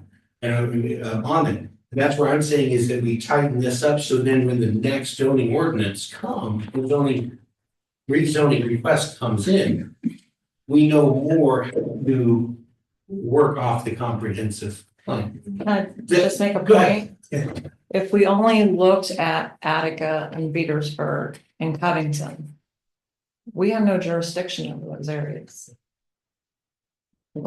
Our jurisdiction is the rural area. So, you know, Do the commissioners have jurisdiction on? No, so I might say, you know, the cell barn there in Petersburg would be the ideal place to put something. We have no authority. Yeah, I do like how in the comprehensive plan, like if you just want to get the basic gist of it, if you guys go look at this document, page 16 and 17 really sum it up. It's just the goals and objectives. And I think a good leader knows how to organize, to offload, and this document does that because it says, like number 13 is to consider the development of a master plan. So this is a comprehensive plan, but it's even like saying, hey, you might need a more detailed plan for your infrastructure improvements. So it's not saying it's all right here and this is it, this is the end of it. It's saying you guys might want to consider doing a little bit more research and figuring out where it should be. And then there's another one that says develop and implement programs for the creation of small business and for small business retention. So I think what we need is to be establishing groups that are making it their business to bring business to Fountain County and not leaving it all at our feet here. breakout committee type thing. Yeah, breakout committees, then But it's some not of your the problems fault. also is that we don't have to even break out. We have avenues to attach to places that is what they do. And the county. And to contact them to The do that. county can enter into, to go get grants, to go get, Yeah. et cetera, and that's already, not sounding like I'm telling you guys, I'm just saying those are discussions we're supposed to have because we're supposed to discuss the efficiency of the money that we have. Mhm. Other public comment? Yes, sir, you're doing small business a favor. If you have the rules in place to where they have to hook on to municipality water and sewage treatment plants. A guy can spend $1 million on a business 4 miles out of town, 5 years later. Whatever. And to be able to resell that business, if it's not hooked up to city sewage or a sewage treatment plant, most of them are municipalities. And waters, the value, his $1 million might not be worth it 100. Mhm. So having 200-acre enterprise zones or industrial parks that are hooked up to treatment plants and good supply of water, they might be more expensive to buy that acreage. But you're actually, the requirement is doing them a heck of a favor. You're used loud and clear. My opinion. Oh, no, and then what I'm gonna say, what I'm trying to get heard, it's not an agenda, but we have all of these good points that are modifying all of this, which is what we're called to do in IC 36, is to make it Fountain County. To hear, we do have jurisdiction over, our APC has jurisdiction over a jurisdiction. I understand we're advisory kingdom, because they are not a, No, we know, They go to town board. they go to town board. they don't have any. Malott, Newtown, Malott, Newtown, okay, no, we don't have jurisdiction over Malott or Newtown. they don't have to come to us for zoning. Nope, You probably have jurisdiction over Wallace. nope. No, Daddy. The APC is pretty limited.